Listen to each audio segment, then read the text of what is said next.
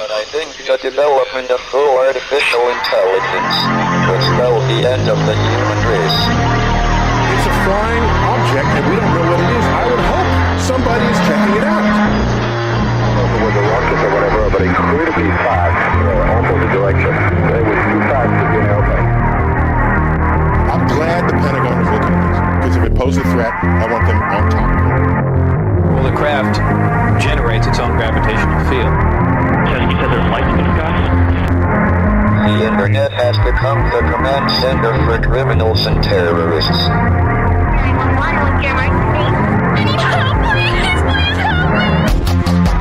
Won't let it happen. That's what we're instructed to say. Roswell, Area 51. Alien kept deep under the ground.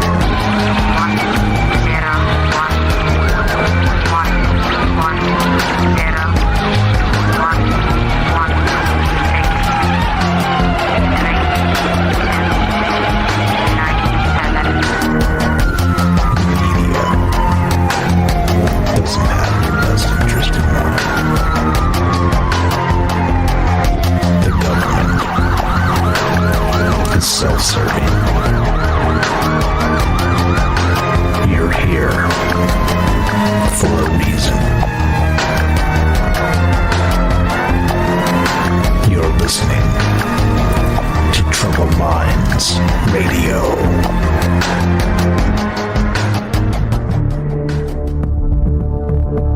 Broadcasting live from a secret bunker just off the extraterrestrial highway.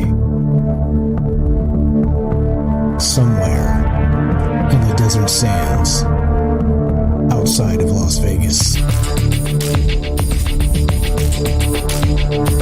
From somewhere in space-time, loosely labeled Generation X on planet Earth.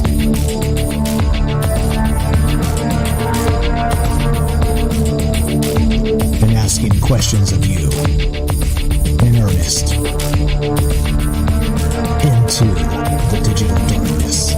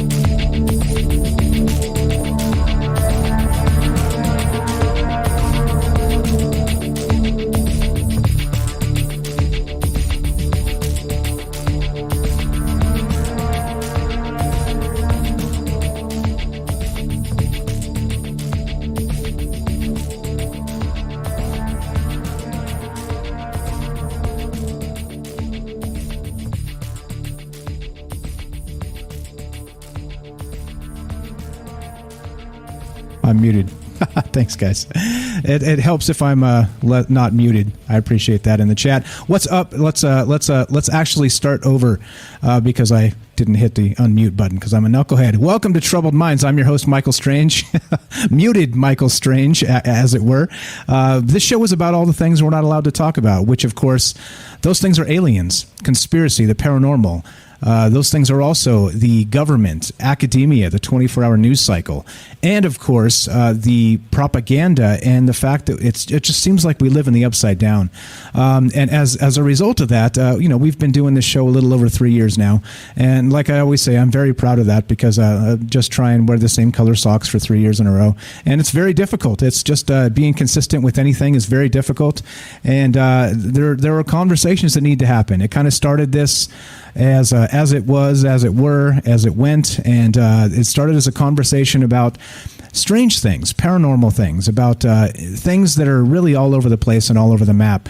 And it kind of turned into so many other things. It turned into a larger conversation about sometimes geopolitics, about sometimes like I said, the academia and the news cycle and science and trust the science and all of these conversations, right, that kind of need to be discussed.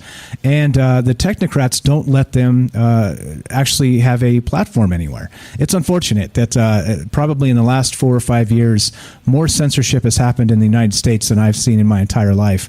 And that in and of itself is a little bit terrifying to me. Just thinking about that, just being part of that, and seeing it happen in real time on YouTube and Facebook and all the places it's happening has kind of put a shock into me, realizing that it's not just about free speech anymore. It's about big money versus the little guy. It's about major corporations trying to shut down dissent when we know many times these corporations have PR firms and lawyers and they're wrong many times. This is what this show's about, and that's why we've done it. That's why we've always done it in this format, exactly live. Like I said before, I unmuted myself like a knucklehead. Well, we're streaming live on Facebook. We're streaming live on YouTube. Streaming live on DLive. We're broadcasting live on the Fringe FM, and we are being live and having this as a longer conversation as we continue to kind of do this. God willing, we have tomorrow and the next day as well. That we love to include you as part of this entire thing. You being part of this conversation is what really makes it go round. So if you want to be a part of the show at any point tonight, give us a call at 702-957-1037. That's 702-957-1037. You can also join the Discord. TroubledMinds.org is the official website, like I was saying. I don't know which part got muted and which part didn't, so we're going to just go with it like I didn't say it. So you'll excuse me for not pressing the correct button for a minute. Okay, so anyway, with all that said, tonight, interestingly, there's a lot of news. There's a lot of news, okay? And the elephant sort of in the room that is getting a ton of coverage in the news cycles and things like this is, of course, the hack on the oil pipeline and how we have oil shortages in the east and northeast and some problems, right? Like actual, very much like the late 70s, if you guys remember. I was very young, maybe not even born yet, but I've heard stories from my parents, actually, of in the late 70s there were gasoline shortages, right? In the Jimmy Carter era, and there were problems. There were major problems, and for probably the first time in a very long time, we're starting to see that today in the modern era, basically in the internet age. And oddly enough, the internet being what it is, right? In the internet age, as I say, was the cause of this. Is like I said, it was a hacked oil pipeline and part of the infrastructure of the United States, and we have issues. So we're not going to be talking about that tonight because, like I said, I like to let a little more information come out before jumping on some of this stuff because it's heavily inundated with propaganda. Some people are saying, let's go to war with Russia, right? They're banging the war drums, right? On both sides. It's crazy that this type of stuff happens, and instead of trying to get to the bottom of what's actually going on, people are banging the war drums already. And I'm not saying it's okay, all right? I'm not in that camp either. I don't know yet, and that's what I'm talking about. And that's why I just want to give this a little bit of time and get some more information out as some of these news sources are pouring out information. So we'll get to that sometime, maybe this week, maybe next week, maybe on the news show on Friday. By the way, we do a news show on Monday and Friday at 3 p.m. Pacific on Twitch. If you guys are interested in that, go check it out. And it's just kind of quick hits talking about the news. So we may do like an extended portion of this hack on the oil pipeline on maybe Friday. So anyway, with all that said, like I said, we're not going to be talking about that tonight. If you guys have takes on that, and you want to give me a quick hit on that, on what you think it is or whatever else it may not be, you guys know the number, you guys know the drill. 702-957-1037, troubledminds.org. Click the Discord link, get your ass in here, and let's talk about all these things. All right, so what are we talking about tonight then? Let me take it through this. This is a shout out to Joe in Florida. He sent me a couple articles earlier today in email variety. So if you guys want to send email to me, you can do that at troubledmindsradio@gmail.com. You can also join the Discord, send me links in there, whatever. As you know, most of you know, this is sort of an open source show in that I'm always looking for suggestions and ideas on what you guys want to hear in some sort of topics. And Joe got to me today and sent me some interesting information. Let's go to this. This is an article from allthat'sinteresting.com. And it starts like this. And maybe you guys have heard of this. This is from April 19th. So a little ways ago, 3 weeks ago. But headline is this. Russian defense minister announces plan to resurrect a 3,000-year-old Scythian army through cloning. Yeah, that's right. I'll just let that hang in the air for a sec. Russian defense minister announces plan to resurrect a 3,000-year-old Scythian army through cloning, right? Oh, cool. Totally cool, right? Yeah. All right. So just 2 decades ago, archaeologists in Siberia made the discovery of a lifetime. Buried in the Republic of Tuva were the remains of a 3,000-year-old Scythian warriors with their horses, not connected to let them rest, or not content to let them rest. Russian Defense Minister Sergei Shoigu has now announced plans to clone them. Right? Shoigu, a Tuva native, revealed these intentions during last week's online session of the Russian Geographical Society, according to Ancient Origins. Shoigu not only leads that organization, but is one of the strongest allies of President Vladimir Putin, who attended the meeting. Most baffling were Shoigu's purported goals. The defense minister spoke of the potential of the extraordinary 3,000-year-old Scythian burials, referring to the plethora of DNA that has been preserved in Siberian permafrost. Shoigu had is that Shoigu or Shogu? They spell it twice, 2 different ways. All right, I'm going to go with Shoigu. Had ordered a shaman to be present at the excavations in order not to anger the spirits, and now apparently plans to build an army of the dead, according to the Daily Mail. Okay, all right. Now we've all heard, we've seen these shows like The Walking Dead and things like this, right? We've all heard of the super soldier programs and things like this, right? And we talk about this stuff all the time on this show, all right? But rarely does it sort of come together in a weird spot like this. So what do you think this is? Interestingly, again, so this is a couple 3 weeks ago, so this is not brand spanking new, but it's still kind of lets you know what really where the heads of state are at when it comes to maybe pushing the sciences or maybe pushing the propaganda. I think that's really the case here, is that or which falls into our lap is how much of this do we kind of take at face value when they make statements like this in public, and how much of this do we think is just a bunch of BS propaganda? And that's really what this show's about, is trying to figure out what the heck is going on with this information, with the news cycles, with these heads of state saying these ridiculous things. But so for instance, here we go. So think about it, right? Now, if you could actually take, I mean, presumably these a 3,000-year-old Scythian army is probably a brutal fighting force, just, speaking DNA wise, right? I think it's something to the effect of, they say, and I don't know if this is true. This is some studies, of course, so I don't have a study on this for you guys in particular. I did hear this somewhere, and if I'm wrong, I'm wrong.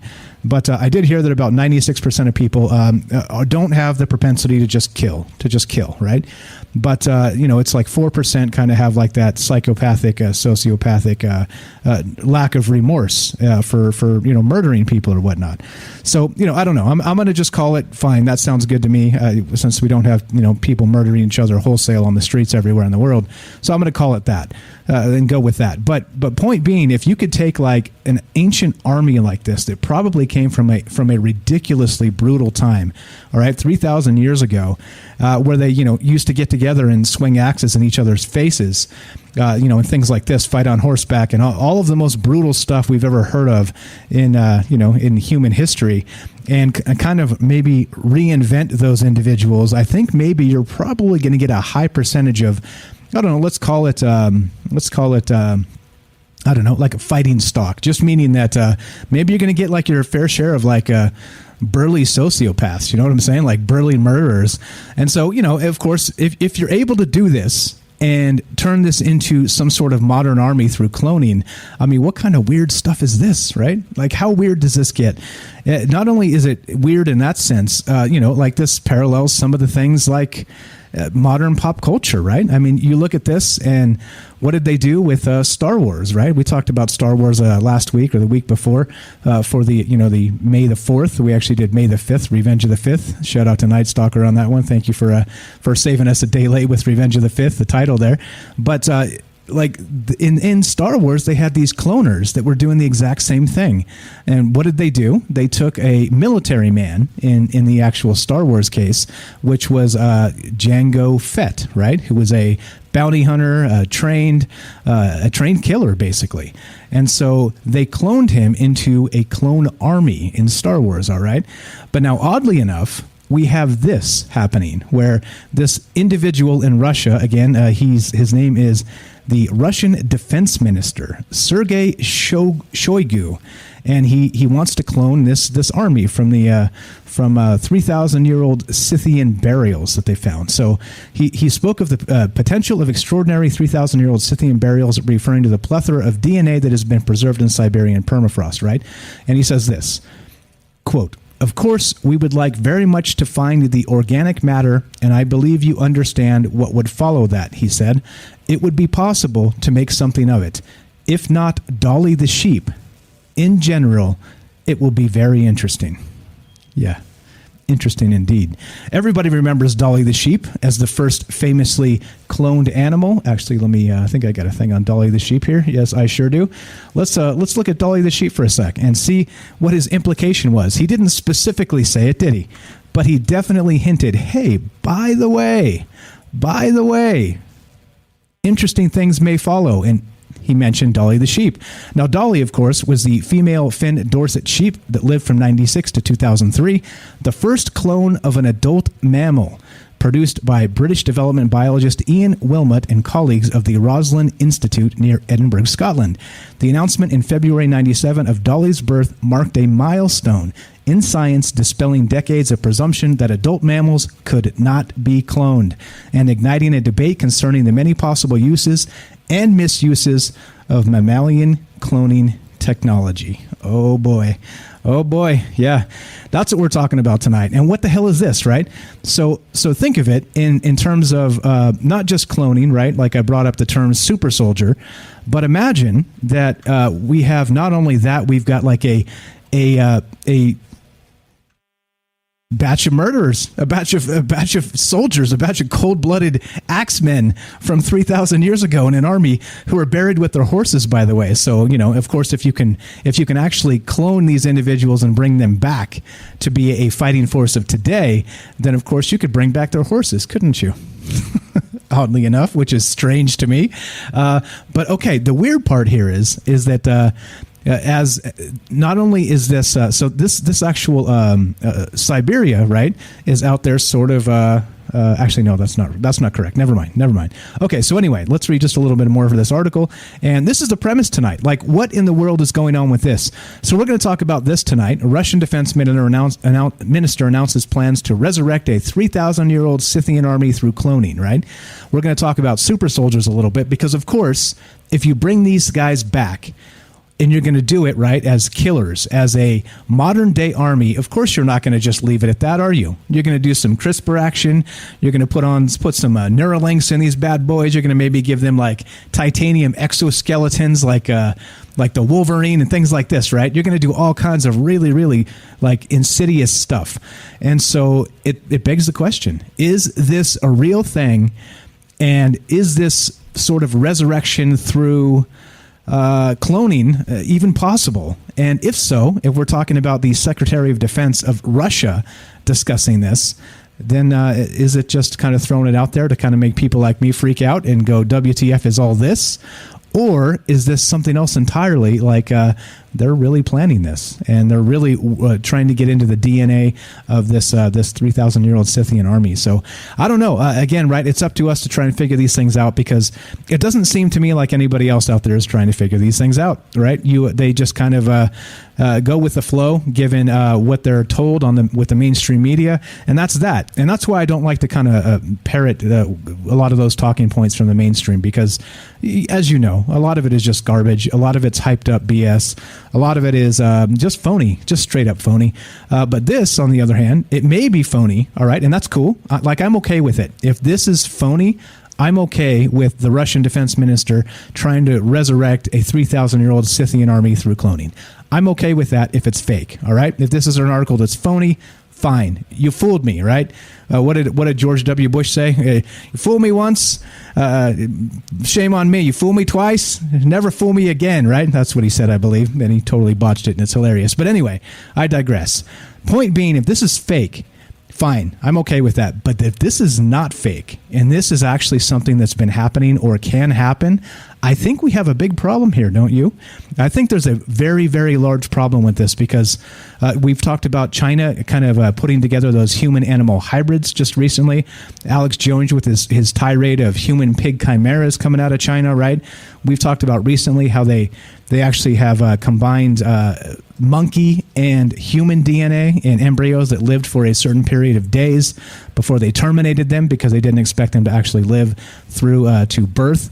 So, I mean, there's like, if this stuff, this is the type of stuff that's really kind of bubbling to the front of what maybe militaries are looking at doing, then we have far surpassed science fiction, and this science fact has become terrifying, and that's what's on deck tonight. That's what we're talking about. And so the first couple of questions is going to be this: do you think that this is possible? For one, do you think this guy, the Russian defense minister, is maybe just throwing this out there as like a, like they do, like the heads of state kind of just make up stuff to get headlines or to, kind of throw out disinformation to make the other guys go, wait, you're going to do what?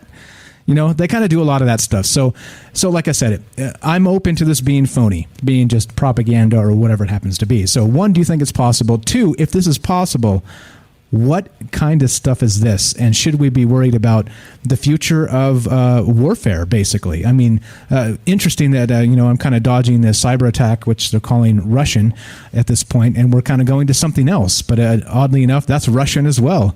That as right out of his mouth, Russian defense minister announces plan to resurrect. I can't even speak. I'm too excited. Announces plans to resurrect a 3,000-year-old Scythian army through cloning. So that's what's on deck tonight. And not only that, so we'll talk about super soldiers, we'll talk about mixing DNA, we'll talk about this resurrection process, we'll talk about a bunch of this, and of course Dolly the sheep. So proof in the pudding is that Dolly the sheep, as we talked about just a little while ago, lived from 96 to 2003, right? 7 years old this sheep lived, and they had, problems. There were problems with this particular sheep because the technology was brand new. But they proved that you could clone a mammal, and they did it. And it's proof in the pudding, and that was a long time ago. And, at least in scientific terms and how fast things are kind of changing. But given all of that, like I said, do you think this is real or fake? And if it's real, should we be horrified? Because, of course, the next step, which we talked about on that other show about the human-monkey hybrids, is that if you're going to resurrect an old army, and, presumably this army was tough, right? I mean, you don't have armies back in the day that were soft, you know what I'm saying? So it's like they're kind of maybe leaning toward... I don't know. Scary things. So anyway, as we talk about it, do you think it's possible? One. Two, do you think there's a larger, more frightening implications if this is true? Where will those things lead? And we'll talk a little bit about super soldiers and possibly, like Captain America, if everybody remembers that old comic book that is now in the Marvel Cinematic Universe and all the rest of that. So there's a lot here to really think about and talk about. As always, that's what we do. It is a talk show after all. And if you want to be part of the show, you know what to do. Phone number is up on the stream. We are streaming live on DLive, YouTube, and Facebook. We are broadcasting live on the Fringe FM. If you want to be part of the show tonight and you have a take on this, the Russian defense minister announces a plan to resurrect a 3,000-year-old Scythian army through cloning. WTF, if you ask me. But the phone number here is 702-957-1037. That's 702-957-1037. And yeah, what the heck is this? Other than this is Troubled Minds, and I'm Michael Strange. We have some pretty interesting times we're living in, do we not? Talking about human-monkey hybrids not too long ago, and now plans to resurrect a 3,000-year-old Scythian army through cloning. What do you think about this? Love to hear from you. Don't go anywhere. More conversation, weird stuff, just like you love to hear right after the break. We'll be right back.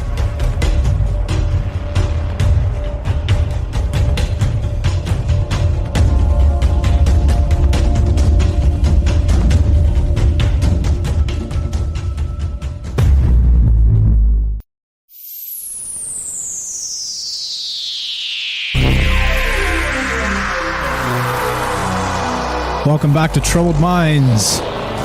I'm your host, Michael Strange. We are streaming live on YouTube, DLive, and Facebook. We are broadcasting live on the Fringe FM. We're looking to take your phone calls tonight.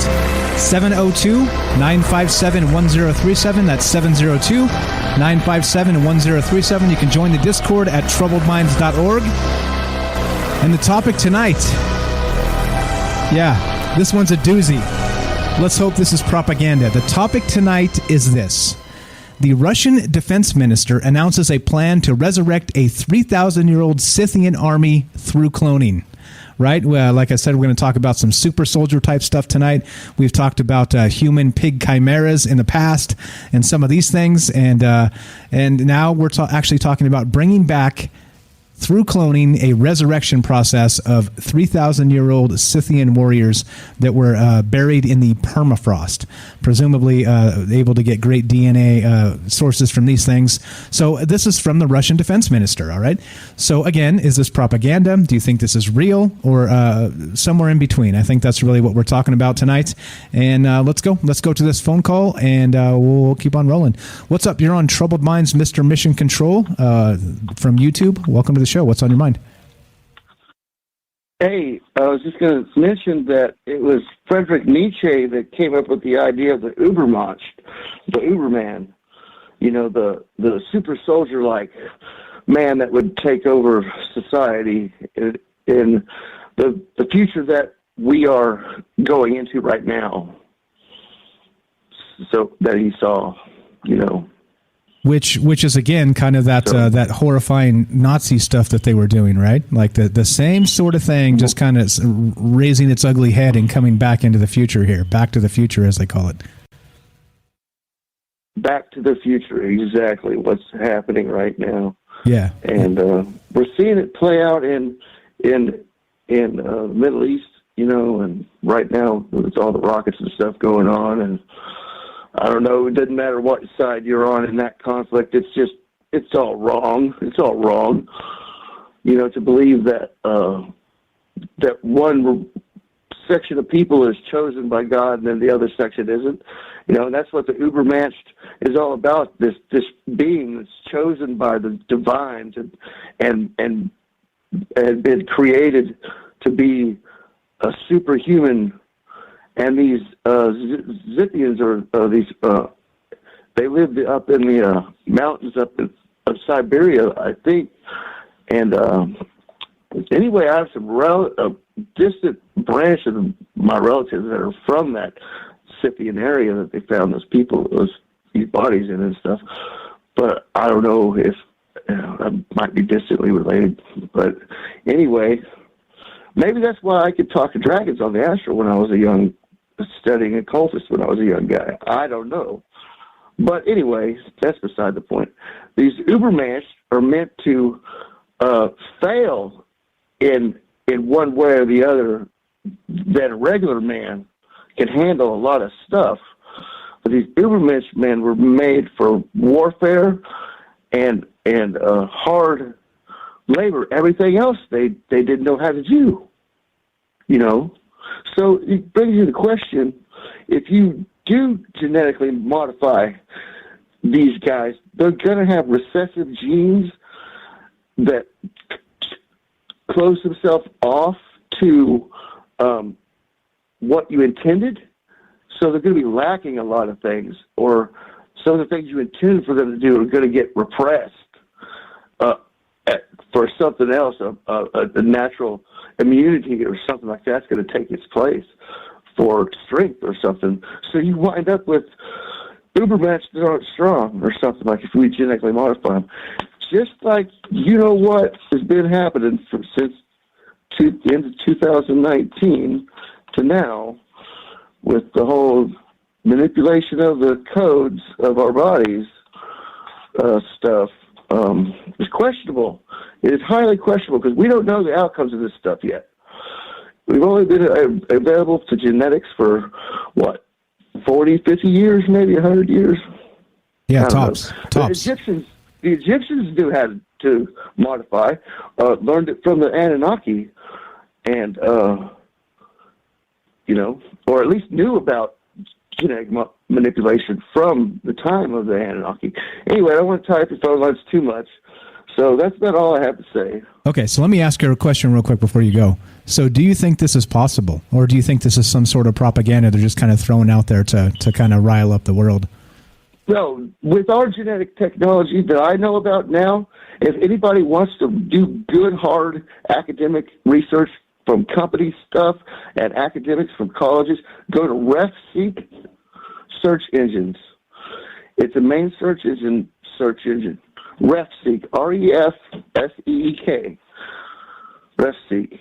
And then they've got another drop-down menu that'll take you to suggested search engines, and they've got a whole six or five or six other search engines, and you'll recognize a couple of them. One's like DuckDuckGo, but there's some you won't, like Carrot. There's others that are academic search engines.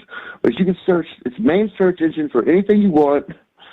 I'm talking about genetic science here, basically the biogenetics and the gene, the DNA computers, the cellular computers banks that they're working on. They're about the size of a refrigerator, and they're biological. You just have to feed them water and protein, and they're living things, and they store data on the DNA and in the cells of this bank. Okay, so you're saying yes, this technology exists. You can find it on RefSeek. I'm not familiar with that site. I will go check it out. So you do think this is possible, and that this interesting. It's a search engine. Yeah. Okay, but so you think it's possible from the stuff they're doing now that they really could actually resurrect this 3,000-year-old Scythian army? To simply clone from good genetic material, yes, it is 100%, 120% possible and doable. They've done it. They will do it again. It's probably being done in the domes around the world. Gotcha. All right. Underground bunkers around the world probably have genetically modified and cloned whatever you can think of, dude. Okay. All right. I just wanted to ask. I want to make sure. I want to get a bunch of takes from different people tonight, if possible. So I appreciate it. This is Mr. Mission Control on YouTube. He's got a good channel. Go give him a follow, guys. I appreciate the call, my friend. We'll talk to you soon. Okay. Oh, I'm on my backup channel, Mr. Mission Control 2.0, because medical advice strikes. All right. You got it, bro. Thanks. You got it, bro. Follow him there. I appreciate the call, my man. We'll talk to you soon. Okay. Thanks for the call. Yeah. There you go. Simple as that. If you guys want to be part of the show tonight, we are still talking about this. Now, there's a bunch of articles that actually cited this. It wasn't just this all that's interesting, right? They actually cited the original source as ancientorigins.net. And, there's some differing information here. And, this is all worth really considering and talking about, not just the information here, but the sources. I think we always have to kind of keep an eye on the sources and where this stuff comes from. As far as I'm aware, this ancient-origins.net website isn't too far off the beaten path. They do a lot of kind of that out there stuff a little bit, kind of mystery type stuff, and they've got cryptids and stuff up there. But that doesn't immediately kill their credibility, does it? I don't think so. And some of the stuff, I do follow them quite closely, and it doesn't seem to me that it's a bunch of BS. It seems like in many cases when they report here that it's part of the kind of part of the scientific record, and sometimes papers that come out and things like this. So I don't think they're too far off the beaten path. But this is the source that everybody keeps citing, and this was updated April 18th, 2021, and written by somebody named Ashley Cowie, Cowie. So anyway, that's what we're talking about tonight. So Mr. Mission Control, they're the first call. Thank you for calling. Thinks that we can do this, thinks that the technology is out there, and cloning these ancient Scythian warriors is something that can and will happen. And so that's what I'm asking you tonight. Do you think that's also possible? Do you think this is propaganda? Do you think this is the Russian defense minister kind of just kind of saying it to get headlines or maybe rile up the West, or who knows, right? Like that, this is a game they play with each other back and forth all the time. And so as a result, I sometimes don't know what to think, right? Based on the propaganda and the things they're feeding us as we try and figure this stuff out. But pretty terrifying, right? And like you said, there's a lot of kind of based on this that in history that we're back to the future, right? I mean, we're talking about these programs of building the Ubermensch, like you said, of building the super soldier, the genetic purity, and things like this. Once you start talking in terms like that, it freaks me out a little bit, as well as it should, right? But anyway, like this is okay. So this is from the original source here. So archaeologists have been excavating the Tuva burial mound, known as Arzan II, since 1998, and a team of Russian and German archaeologists began excavating graves and tombs in the so-called Valley of Kings in 2001. Now, a Russian-Swiss archaeological team is being tasked with finding samples for the DNA cloning of an army of warriors. And so, of course, then right after this, the Daily Mail picked it up. But there's a nice example here in the graphic talking about how they did Dolly the sheep and the rest of this and how this technology works.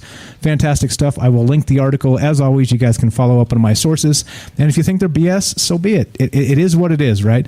But if on the off chance that this stuff is real, right, and if they're actually planning on doing these things, I think we have a big problem on our hands, don't we?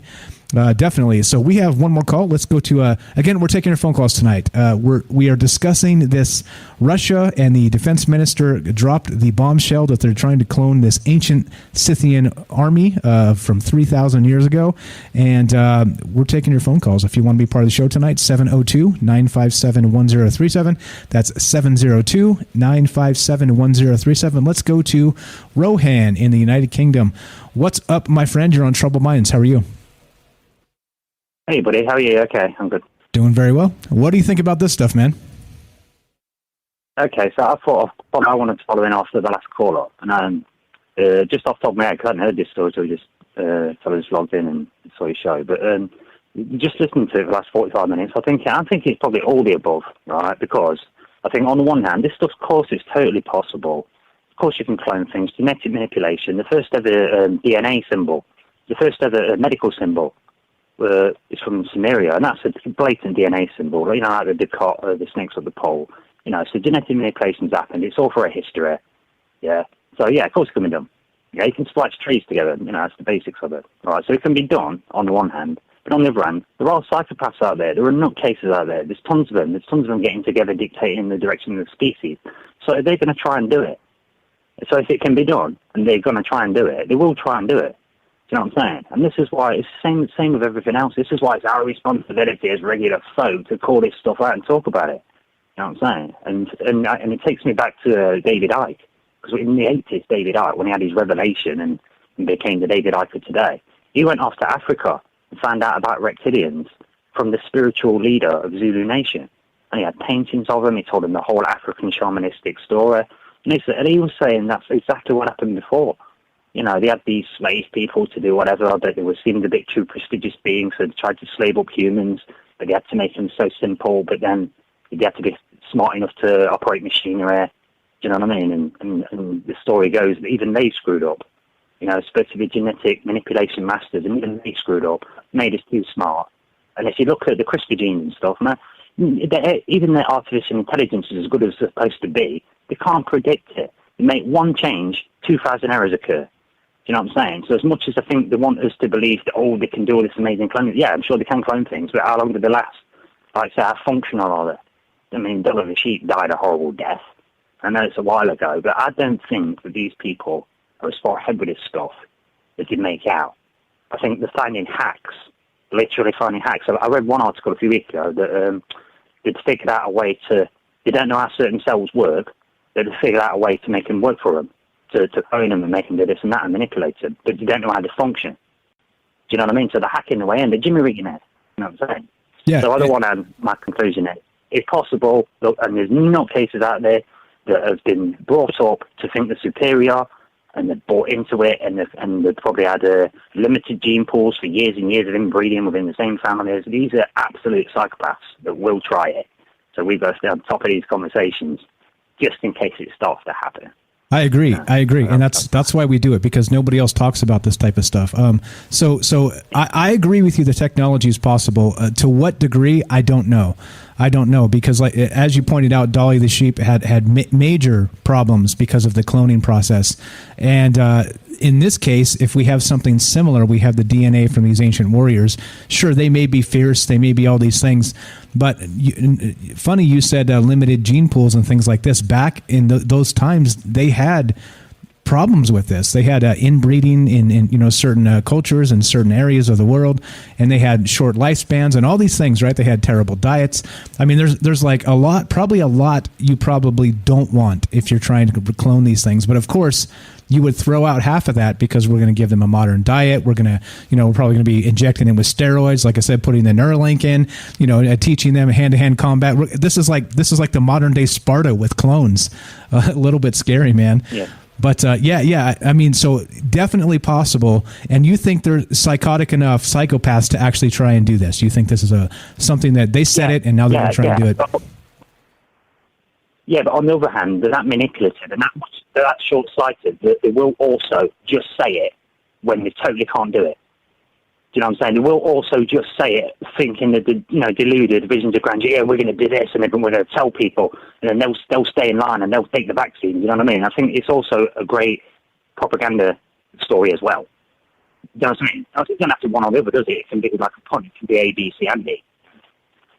Yeah, and it kind of brings me back to the UFO field a little bit, like all this government acknowledging UFOs and all this stuff. It makes you wonder, right, if they're kind of saying these things just to throw the information out there and kind of laugh behind the scenes at us. It could be the same similar sort of thing where they can't do it and they're like, oh, we're about to do it. Check it out. and here we are going. For a bit. So go Take your tail for a bit so you don't notice all the lawyers taking legal action against these vaccine people and Justin Trudeau getting sued and stuff, you know what I mean? Because obviously I've been wondering about that. Where are all these lawyers? Where's the solicitors? Where's the doctors? And I'm thinking, oh yeah, they're not going to report on it, are they? I'm sure there's thousands of people doing work like we're in their professions. So, you know what I mean? There's a lot of people, and we're not all just going to roll over, are we?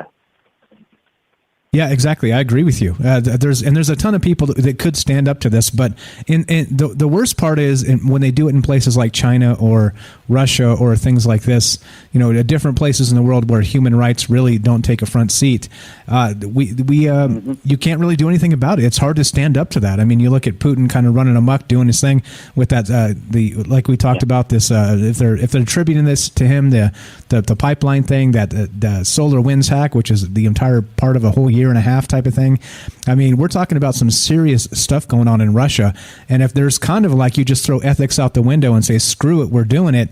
I'm with you. I think that this could be something they're not just throwing out there as a possibility. I think they're absolutely in a laboratory going to try this out. Yeah, but talking about Davos is already saying you will murder, but they're literally paraphrasing the Borg, They said, you are going to do this. This is our future. You will merge with machines. It's going to be great. You're all going to pay for it, and then we're all going to go out. Now you've built the infrastructure to space. You'll pay for that. Then once we can get the goodies, you can all be little slaves on the planet, and we'll live the high life in space stations. That's what it is. They're trying to sell that to us, trying to sell lithium to us as a good thing for us. BS, bro. BS, if you ask me. And again, that's why we do this. That's why we talk about this. It's better to be educated and know what's coming than to wonder what happened. How did we lose it, Rohan? How did we lose it? Because we weren't paying attention, my friend. That's how we lost it. I appreciate you calling. Anything else while we got you on the phone tonight?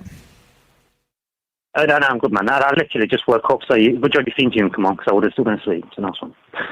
All right, man. All right, I appreciate it. Rohan, you can find him in the Fringe Discord. Big proponent of the show here. He's helping us out a lot, spreading links and stuff. I appreciate that a lot, my friend. We'll talk to you soon. Okay.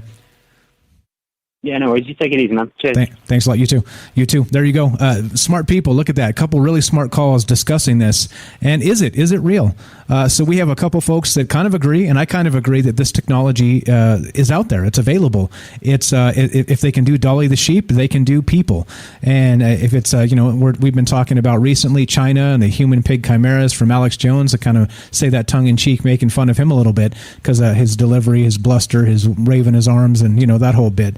But then this information just keeps coming out where you're like, wait a minute. All right. So not only are we talking about this type of stuff, bringing back a 3,000-year-old army through genetic cloning, we're talking about imagine if if you perfect the technology to kind of give them, like this Planet of the Apes type thing, where you're able to kind of splice their DNA with, monkeys, which have chimpanzees just have an unbelievable amount of strength compared to people. So there's a whole lot here, kind of back to that whole super soldier bit and the Ubermensch, like Mr. Mission Control there said, that I just don't know. I don't know that this is something that's just thrown out as propaganda. If they're talking about it, they're probably thinking about doing it and probably already have done the testing, right, to kind of back up the fact that this might be real. So anyway, as this continues, we're looking to hear from you tonight. Do you think this is real? Do you think it's propaganda that the Russian defense minister is trying to resurrect a 3,000-year-old Scythian army through cloning? Love to hear from you, 702-957-1037. Thanks again to Joe in Florida for sending me this article. I hadn't seen this until today, and it's recent, and kind of made my jaw fall to the floor a little bit, and I was like, okay, I guess this is where we're at now. We're going to just maybe kind of bring back this 3,000-year-old Scythian army, and it's going to be all good, right? It's going to be fine. Nothing to see here, nothing to worry about. It kind of got me thinking, too, about that terracotta army in China, right? That whole, the first king of China and that whole bit, it kind of got me wondering, right? And, it gets my mind dreaming in different ways about resurrection and right, and bringing back these old characters from the past. And so there's more of this. We'll get to this after the break, after the top of the hour. There's more of talk about this type of thing, bringing back ancestors and bringing back warriors and bringing back, like, who knows, right? Like maybe we're about to hear somebody's going to try and bring back George Washington, or right, like Napoleon, and who knows, right? Like all kinds of things.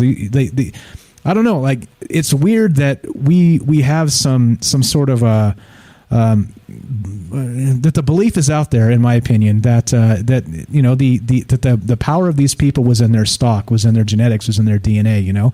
When the whole nature nurture argument and that whole bit. I think there's a lot to be said to a lifestyle, to something that kind of put a strength or a psychopathic resonance in somebody. It was part of their life. Maybe they were just psychos, but I don't know. I don't think just kind of genetically bringing people back will suddenly create you the army of the future. But in any case, it doesn't matter what I think. It only matters what you think. This is not the answer show. This is the question show. And as you are aware, this is Troubled Minds. I'm your host, Michael Strange, and we are talking about the Russian defense minister announces plans to resurrect a 3,000-year-old Scythian army through cloning, right? We've all heard of Captain America and super soldiers. Well, this would be the Russian version, and 3,000 DNA samples of presumably killing machines. Do you think this is possible? That's the question tonight. What's going on with this? Looking to hear from you. 702-957-1037. Once again, this is Troubled Minds. I'm Michael Strange. And what in the world? It seems like every day you think, we can't top yesterday's news. And then you fire up the internet, you open a newspaper, you find yourself smacking yourself in the forehead. And here we are. Once again, Troubled Minds, I'm Michael Strange, 702-957-1037. More talk about resurrecting a 3,000-year-old army through cloning. After the break, don't go anywhere.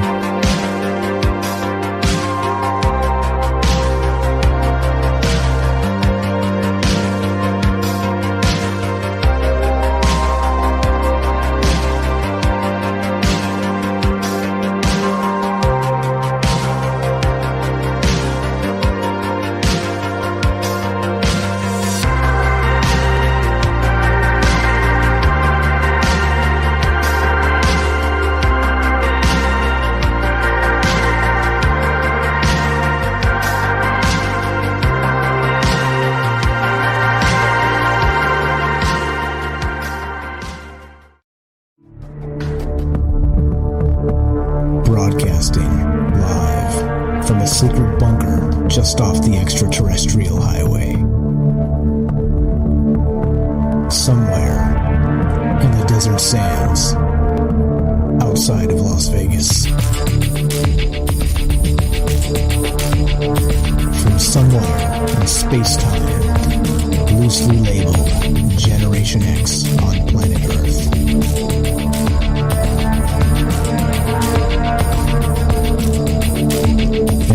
questions of you in earnest into the digital darkness.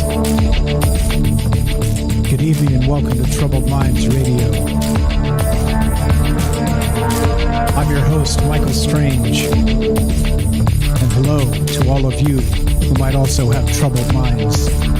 What's up, guys? This show's live. If you want to be part of the show tonight, the number to call is 702-957-1037. That's 702-957-1037. You can join the show through Discord as well. TroubledMinds.org is the official website. We roll Tuesday, Wednesday, Thursday night at 7 p.m. Pacific. We stream on YouTube, DLive, Facebook, and the Fringe FM. And this is the show where we talk about all the things you're not allowed to talk about. You know what they are? Aliens, conspiracy, the paranormal, the government, academia, the 24-hour news cycle, propaganda, and the overall feeling that we live in the upside down. The topic tonight is that the Russian defense minister 3 weeks ago stated they were trying to resurrect a 3,000-year-old Scythian army through the cloning process. And of course, if you're trying to resurrect an army, what do you think they're up to? Number one, cloning people. I believe there's an international agreement not to do that at this point, but who knows? These international agreements are more for show, in my opinion, because they're doing these things probably in underground bunkers and not telling anybody. Look at China. If the things that leak out about them, these human-pig chimeras and the human-monkey hybrids, this stuff leaks out. Imagine the stuff that doesn't leak. Imagine the deep, deep underground stuff that burn bags and no internet access and things like this, right? You know that stuff is going on. It's got to be. So that's what's terrifying. Is that the question is that basically, do you think this is real? Do you think this stuff's real? Do you think that this is kind of a bluff by the Russian defense minister, or do you think that he's deadly serious about trying to resurrect a 3,000-year-old Scythian army through cloning? That's what we're talking about tonight. So taking your phone call, 702-957-1037, troubledminds.org. Click the Discord link, get your ass there, and you can be on the show just like this. What's up, Paul? Paul from New Hampshire, you're on Troubled Minds with Mike. How are you, my friend? Hey, Mike, how are you? I'm good, man. How's it going? Doing good. Friendly reminder, it's a family show. I got you. I heard it on that. Yeah, I've been watching for about 20 minutes, half hour. All right, got you. Yeah, I got the memo. Gotcha. Hey, let's start with this. I have one word to say about this conversation. It's the movie called Red Dawn. You remember that movie by any way? By any chance? Red Dawn. It was an old movie back in the day where the Russians came over and attacked the United States, and there was a bunch of high school kids fighting the good fight. Do you remember? You know what I'm talking about? Yeah, Wolverines, right? Yeah, I remember that. Wolverines! There you go. And then let's think back forward to what happened after that. They remade that movie. I believe the guy that played Thor there, I'm not going to, say his name because I can't remember it, but, the guy that played Thor there. Yeah, and then it was the Chinese. Okay, so this is kind of perfect with what's going on in the propaganda rhetoric right now. Let's talk about propaganda because that's what I fully believe. Again, this is my theory, guys. You can all believe what you want, but are the Russians waking up an army to come and attack us? Well, apparently Trump did that. I don't know if I can get political here, Mike. I kind of warned you about this. But now we have what's going on here, which is actually kind of becoming fruition, is the fact that you have the Chinese coronavirus that was released out of Wuhan. This is all over major media right now. You have people in the Senate talking about this, and how do we detract the reality of what's actually happening? And that's the fact of whatever's going on. I don't know, a new world order, confusion, but if there's anybody, if there's an army I'm going to be worried about right now, let's just say it would be the Chinese army, because if you actually look what's happening in their military, they are much more advanced than we are giving them credit for. This is not unknown information, by the way. They have thousands of people ready to fight in a war anytime they want. The Russians, they don't want a war. They just want to, control their country, just kind of like what we're doing here. I mean, look at our chief, what do you call him? The President of the United States, the big guy, the weakest person that's ever controlled the government. Let's just call him a temporary employee. How about that? Go ahead, sir. Oh, well, yeah. Well, okay, so we can talk about his girlfriend there that's going to run the country, or whoever's up after him. How about the people behind him? I mean, where are we going here? And now, all of a sudden, they're raising armies of the dead. I don't think they need that right now because they're already walking among the dead. The way I'm looking at it is this pretty much common sense. We're walking around dead right now, wearing masks, and our babies are not having interactions that they should be having being grown up. The last few generations had a tough time as it was. Let's look at what. Can you imagine what it's going to be like 20 years from now? I don't really think I have to worry about it, but it's kind of scary what's going on. Everything you see in this, and this to me, Mike, is nothing more than propaganda to continue that rhetoric of fear mongering. Of what can we do to keep people away from the real facts? What's going on? What is happening in this world? Whether it be aliens or is it nonstop, Mike? Does it ever end? Do we ever get anywhere? Are we ever going to be happy again? Are we ever going to be able to go to a restaurant and not be worried about a Russian coming and a Russian zombie now? Hey, man. Hey, Mike. Wait. When we started the show tonight in the chat, my cousin told me he's in Hawaii and he's sitting down at a Starbucks having a cup of coffee without a mask. So these things are going to be possible, man. It's coming back. They're bringing back the old school. It's coming back. There's no need to worry about that.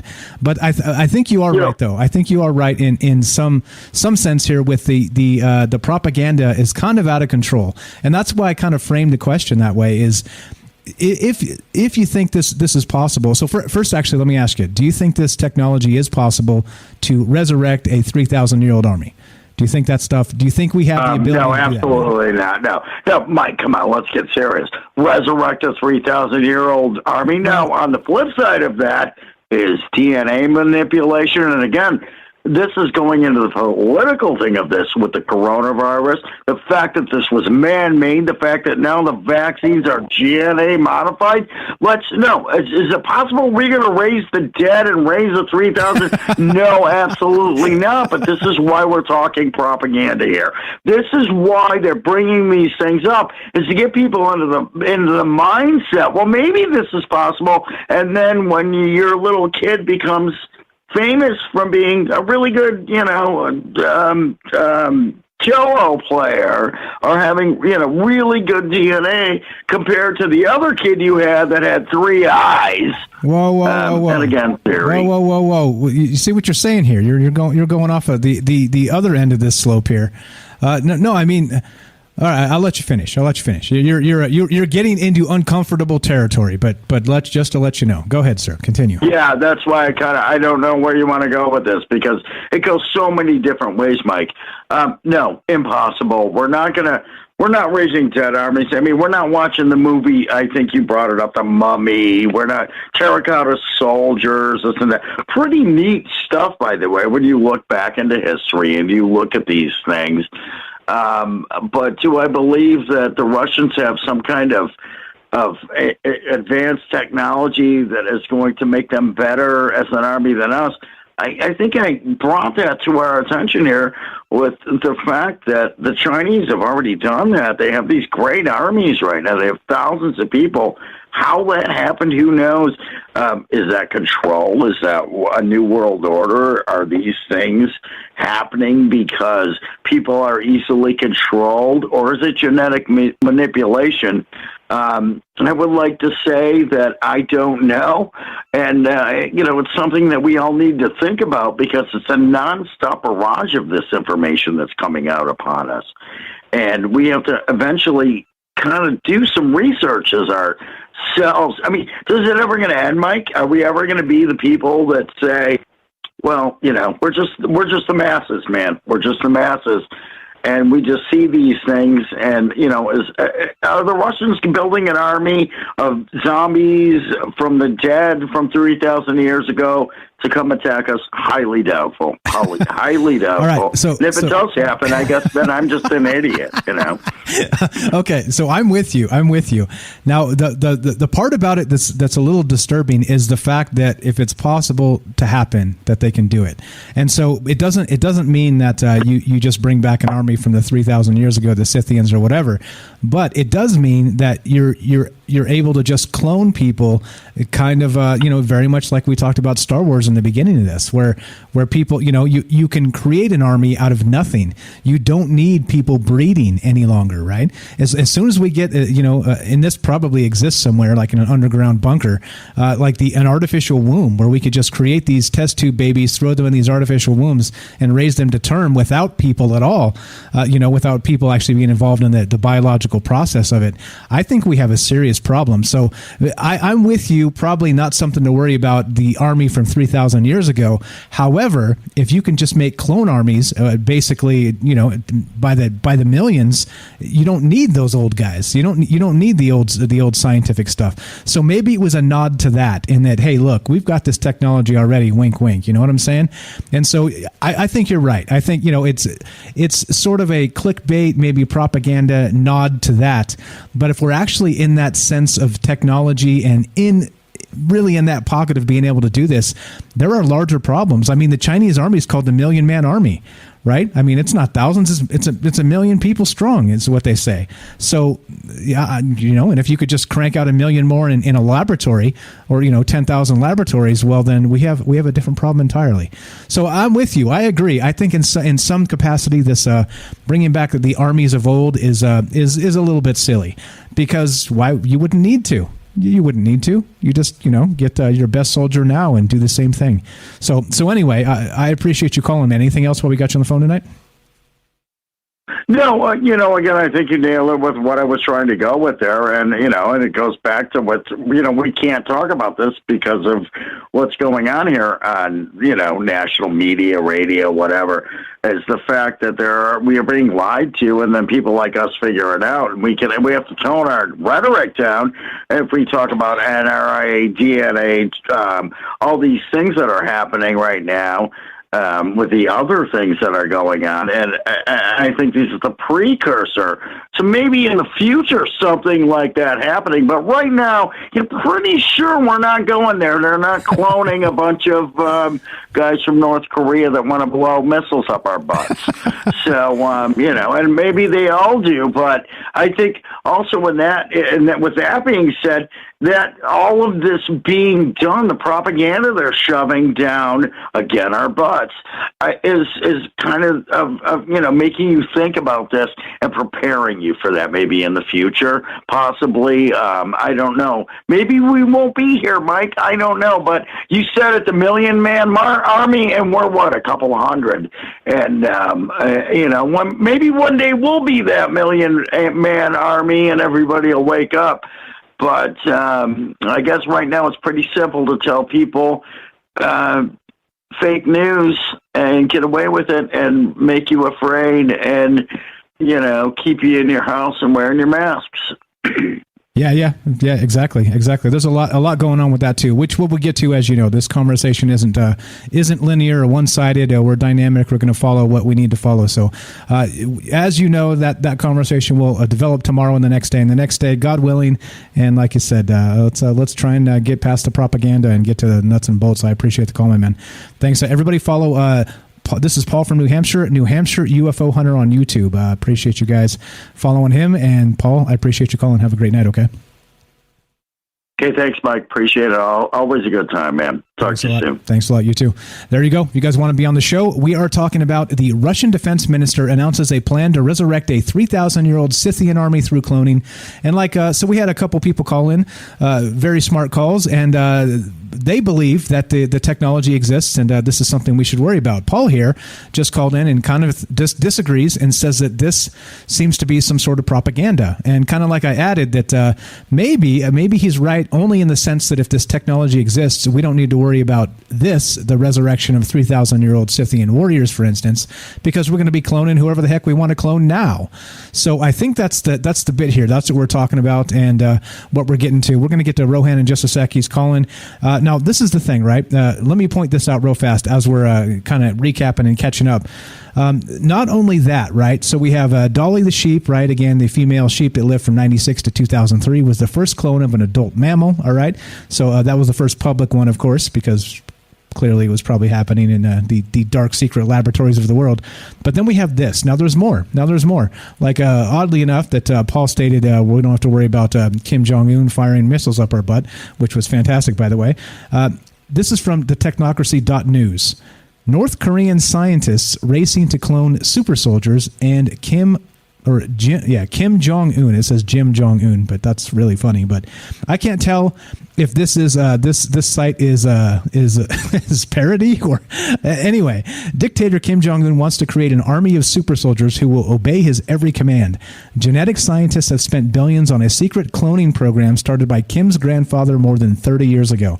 Now, intelligence experts believe the 35-year-old tyrant wants to create perfect copies of both his father Kim Jong-il and grandfather Kim Il-sung, the founder of the modern state, and other family members, which could include himself. So just kind of as a curiosity, and this article is brand spanking new. This is May 11th, 2021. So I didn't get a chance to vet this. I kind of found this late in the game today when I was doing the research. But if this is fake, fine. If it's parody, fine. But this is the type of thing. It's out there in the zeitgeist. Before we take this call from Rohan, I want to point out, great chat here from the Night Stalker in the chat. He says, I think it's more likely that they're going to use ancient DNA to give robots living tissue rather than straight up cloning them. And he's calling them biohybrids. Great comment there. He linked a Popular Mechanics article talking about army of robots, living muscle tissue, this type of thing. So anyway, lots of ways to look at this and consider what they might do with ancient DNA. And don't forget that Alex Jones pointed out when he was talking about these hybrids, these chimeras of sorts, that there's an animal rights program and there's a human rights program, right? And whatever we create that is in the middle is not of this world. It's an alien, even if it's human DNA mixed. And so these entities, these chimeras, whatever they happen to be called, in the end, have no rights whatsoever, you see? So we have a problem here. And then as Derek there says, the Night Stalker, if these are going to be some sort of biohybrids, then they have no rights at all, even, because they would be property or robots or whatever. So anyway, just kind of pointing that out as we talk about this and what is going on in this crazy world. Let's go back to, I believe this is Rohan. Let's go back to Rohan. What's up, Rohan? You're on Trouble Minds Mike. What's up, my friend? Yeah, I'm back, bro. You triggered me. Nice. Go ahead. I thought something else, right? And you've just mentioned it as well. You just mentioned it, right? I just remembered I used to watch a TV show. It ended one season. It was made by the producers of the X-Files. I don't think they promoted it enough, or it was too close to home and it didn't fly. But anyway, in this TV show, it was a Space Marines kind of deal, and they had exactly that. They had soldiers that they used to make in vitro tanks. They didn't do anything special to them. They just gave them really good nutrients, and I think they grew them quick in these tanks, and they birthed them at 18 years old, and they put them straight into the army. So they were really good soldiers, mostly because that's all they knew. And they learned really hardcore training. And it was developed specifically to help regular people fight AI, because AI had been put into android bodies and they'd started getting fed up with being pushed around. So they were created for that. Once that AI war's over, nobody really needs these soldiers. And all the general public considers them subhuman because they haven't got a family history. They haven't really got anything. They've got no background. Do you know what I mean? So that then becomes a new racism because they've not got rights. And it was the same with, I know it's not a nice topic, but Alex Jones mentioned it with the late-term abortion bill. You know, you do the late-term abortion bill in New York, all of a sudden, those babies haven't got any rights. Do you know what I mean? Yeah, exactly. Them over, it's the same deal. Yeah, exactly. So once you classify things differently, and they aren't part of the person dynamic, it becomes a problem. It's very problematic. And then once you start, it becomes a slippery slope in so many ways. But I mean, Paul had a good point that it seems silly. It seems goofball sci-fi from a stupid book you would read. This resurrecting a 3,000-year-old army. But if you add some of those other kind of circumstances to it, like the biohybrids, like Derek was saying there, that it doesn't seem to be, or being able to mix them with pigs or monkeys or whatever it happens to be, then it doesn't seem as far-fetched, because those other things they are doing. So imagine this now. For example, let's say they took your DNA, Rohan, and turned you into a super soldier, and they mixed you with like the strength of a chimpanzee and pumped you up with steroids and all kinds of stuff and put the Neuralink in you. It would still be your DNA, right? And so as a result, you would have claim to that as, wait a minute, that came from me. Those are my rights in one way or the other, right?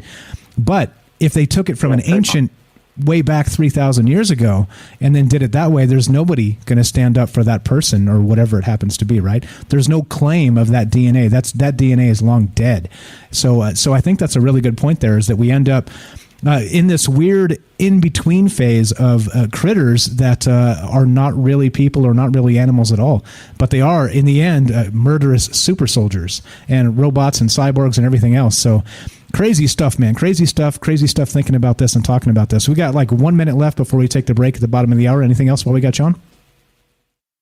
Yeah, just quick. Yeah, really quick. I think this is why we're doing a good job in defining things and defining these things. That's, I think, is the problem over the last few decades. They've used political correctness and word magic as a tool, and switch labels around with semantics. And now all of a sudden, like I say, we're having difficulties conversing about these things. And I mean, obviously, a baby at what age? Do you know what I mean? No matter what status you give it, what state it was born in, it's still a baby. A piece of paper don't change that. Do you know what I mean? And I can't believe that bill got through. But I think this is the problem. The word magic, the BS, the propaganda, it's all to bamboozle you with language. Just the same as tensor equations, man. Who can do tensor equations? I can't do them. They have to rely on some astrophysicist to tell me, oh yeah, this planet's doing this and this galaxy's doing that because they say so. It's no different to believing in God, is it? Do you know what I'm saying? Exactly, yeah. It's not allowed anymore. Kind of like what we say. We have a right to be wrong here.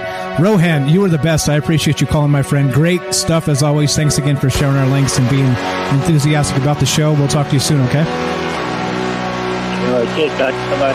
Thanks a lot, my man. Rohan from the United Kingdom. Thanks for the call. This is Troubled Minds. I'm Michael Strange. If you want to be part of the show tonight, we are talking about resurrecting an army of the past. You think we should be concerned about this? Do you think this is real? 702-957-1037. That's 702-957-1037. I'm Michael Strange. This is Troubled Minds. Don't go anywhere. More of this conversation after the break.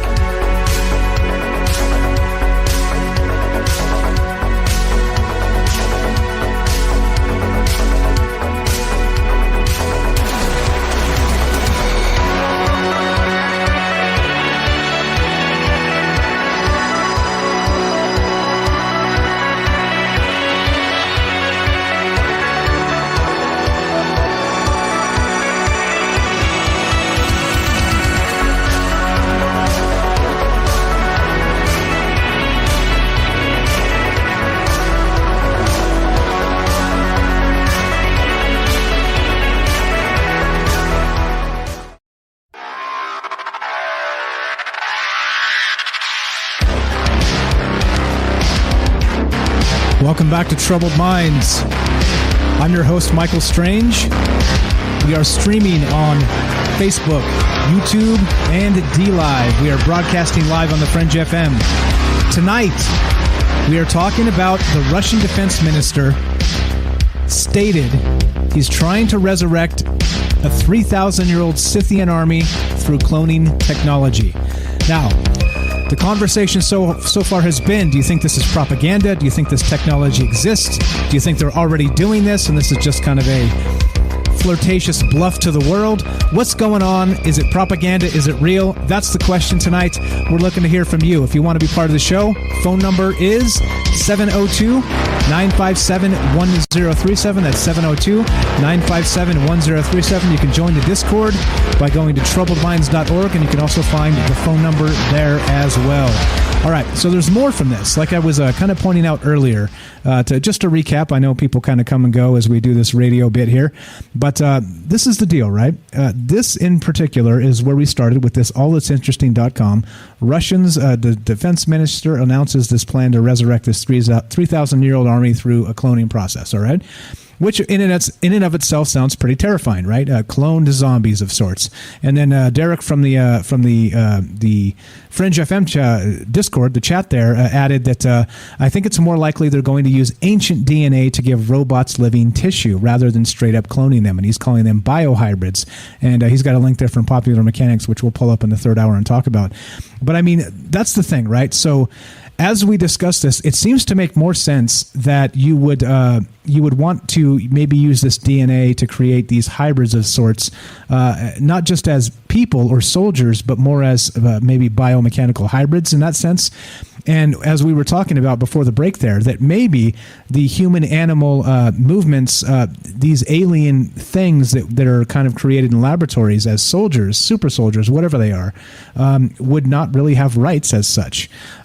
Modern DNA, if they took my DNA or Rohan's or yours or anybody else's, right, they could have somebody to object. But if they took DNA from this crowd, this 3,000-year-old dead army, I think that nobody's going to object, right? Maybe the people that live up in that area now in Siberia might object. Maybe they won't. Who knows? And so that's kind of where this is a little bit terrifying and why we talk about this. Another great comment in the from Facebook here. Again, we're reading the chat in Facebook, DLive, and on YouTube, and then also on all the Discords as much as we can. Joe from Florida is actually the guy who sent me this article regarding the Russian defense minister and the cloning the army here. But he says this: they would have to be born as a fetus and go through a regular life cycle, but they would have no rights and be property. To make a whole army would be a waste of resources, as you would have to feed that army and train that army like any other. It would just be more expensive to create the army than to have a draft. So, which is true, which is another fantastic point there. But I think given all the things we've talked about and that, I think if you, let's say the CIA, or let's say, what's the equivalent in Russia? They changed the name recently, so I forgot what it's called. But okay, point being is that you have these clandestine services, all right, that kind of run around in Zero Dark 30 type situations and make things happen kind of on the down low the world over. So imagine if your Navy SEALs or your Rangers or whatever it is, like your elite forces, were created out of this, all right, out of these super soldier hybrid types from ancient DNA. So you really had no objections from any modern people, and kind of mixed them with these biohybrids, like Derek said there. So maybe I think once. Maybe now that we've talked about all that and narrowed it down, it makes a little more sense you wouldn't create like the million-man army with this, because like you said, it would be infinitely cheaper just to draft people. And, the indoctrination is pretty much in place with all the propaganda and all this. People will fight for almost no reason. So maybe you're right there. But think of it this way. If you're creating an elite force that's going to go through and do terrible things by dark of night, by cover of darkness, and they are without identity, all right? So that you don't even need robots at that point, because they're sort of a combination of both. And so that's really what we're talking about. Is this the future of warfare? Is this really what's happening right now? I mean, it very well could be, right? So there's a lot of terrifying things here that, so think about it in terms of like a human rights situation with, you pluck, Johnny, which is Jimmy's son, and then you send Johnny off to war, and then, he becomes part of like the special forces, and then, he's broken because, turning regular people into killing machines and then sending them back home when you're done with them. It's bad. It's a bad thing. It ends up terrible for their life. It, sometimes breaks their body, sometimes breaks their mind, sometimes breaks both. And so you have these husks of people that are, trying to survive in society. Suicide is really large in the veteran community for a lot of these same reasons, all right? But now imagine if doing the heavy lifting of the dirty work, you were able to get these type of cloned type of soldiers, right? These biohybrids, as Derek said. I think I think maybe that's getting more to the case here of what's possible and probable. Not possible. Possible, a lot of things are possible, but it does take a lot of resources, as you suggest. So I agree with you. But I think that if we're in between on kind of having disposable super soldiers, it wouldn't be so expensive to grow, I don't know, a few hundred of them, right?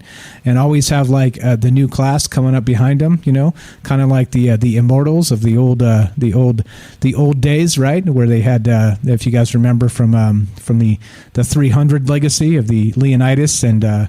What was his name? What was the king? King Xerxes. Xerxes the First.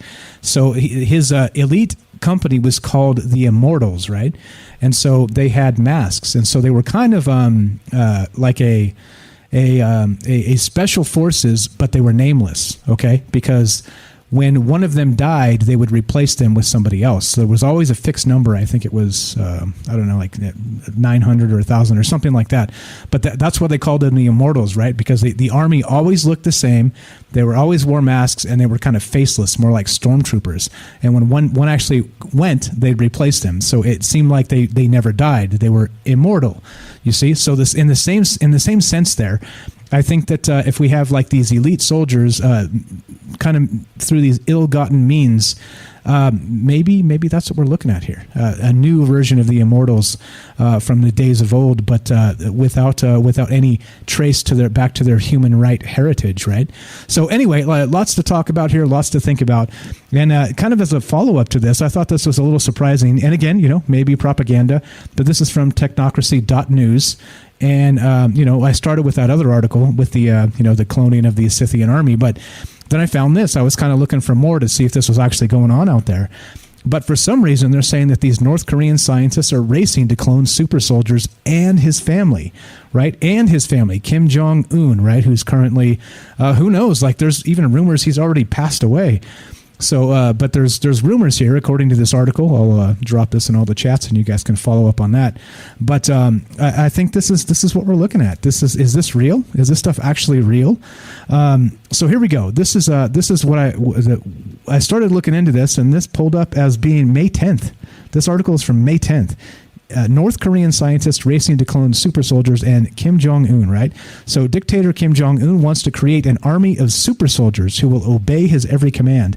Genetic scientists have spent billions on a secret cloning program started by Kim's grandfather more than 30 years ago. Now intelligence experts believe the 35-year-old tyrant wants to create perfect copies of both his father, Kim Jong-il, and grandfather Kim Il-sung, the founder of the modern state of North Korea, and other family members, which could include himself.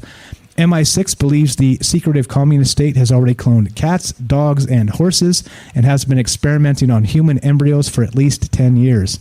Senior spooks working alongside the U.S. intelligence agency and the CIA have uncovered information suggesting human cloning has taken place at two secret laboratories, one based in the North Korean capital Pyongyang, and the other is thought to be on a Caribbean island. Now, okay, so they don't have any links here. Actually, they do. Where does this go? Damn it, it goes to the freaking tabloid, to the Daily Star. All right, so I'm going to link this because this is where it leads, all right? And if it's bogus, and this is, you got to trace these sources down to where they came from, because a lot of times it's just, it's hot air, it's propaganda, it's BS, right? So here we go. I'm linking this where the source came from. And again, follow up on this stuff. Like I said, I didn't have time to vet this one just before we started. I found it right before go time. So there you go. But yeah, what does this mean, right? I think looking at all this, it terrifies me a little bit, because we're kind of getting into a new world of dealing with humans that aren't humans at all, and worrying about rights based on all the rest of this stuff.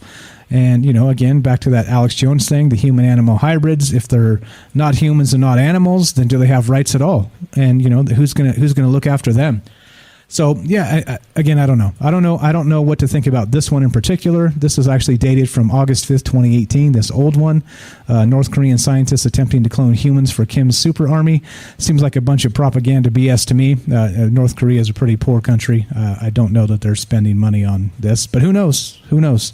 Who really knows? Again, we're talking about this. Are you worried about these clone armies as they describe about to happen, or do you think it's a bunch of hogwash, BS, and we're just kind of chasing our tail? Looking to hear from you tonight. Had several great calls, and you are next. If you can hear me out there right now, it is Tuesday night, and we're discussing these super soldiers, these hybrids, and maybe Captain America, wherever you want to take it, really. It's up to you. The conversation goes two ways. Phone number is this, 702-957-1037. That's 702-957-1037. You can join the Discord at troubledminds.org. Be on the show that way. Let's make sure nobody's there. We do, actually. We have John from Tinfoil Timothy Show. Let's go to John. John, what's up? You're on Troubled Minds with Mike. How are you? What's up, bud? How are you doing today? I'm doing good, man. What do you think about this goofy stuff? Do you think there's something to this? Do you think this technology exists, or do you think it's a bunch of propaganda BS?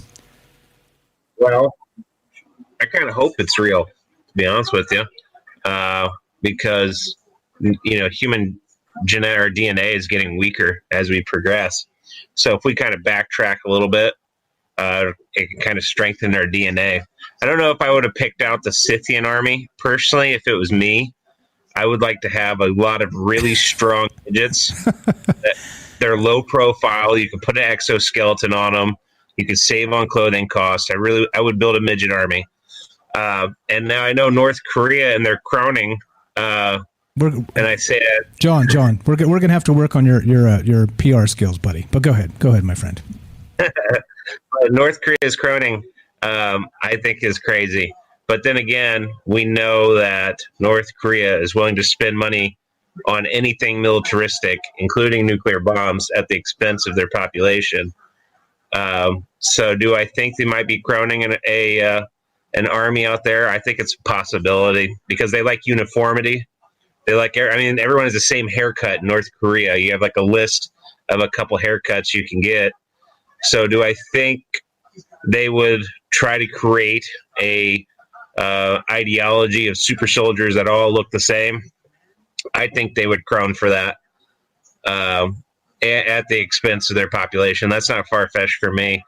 But, yeah, so I think it's there. I can see where they're doing it. I think where people are getting caught up is we're going to be too worried about the protections for the clones and not worrying enough for the protections of people that aren't cloned, because they are going to have a stronger DNA base because they're going to be copied from a strand that's not been polluted. Because really, if you look at us right now, people are so sick right now because there's people that should have died that have been saved by medical miracles, basically by the modern medical system. Just think about how many women can have a C-section that would have died in the woods in childbirth. And people got to remember that kind of stuff because it really plays against our genetics. And there's a study out right now showing there's more C-sections because there's more women with smaller pelvises. And that's a thing.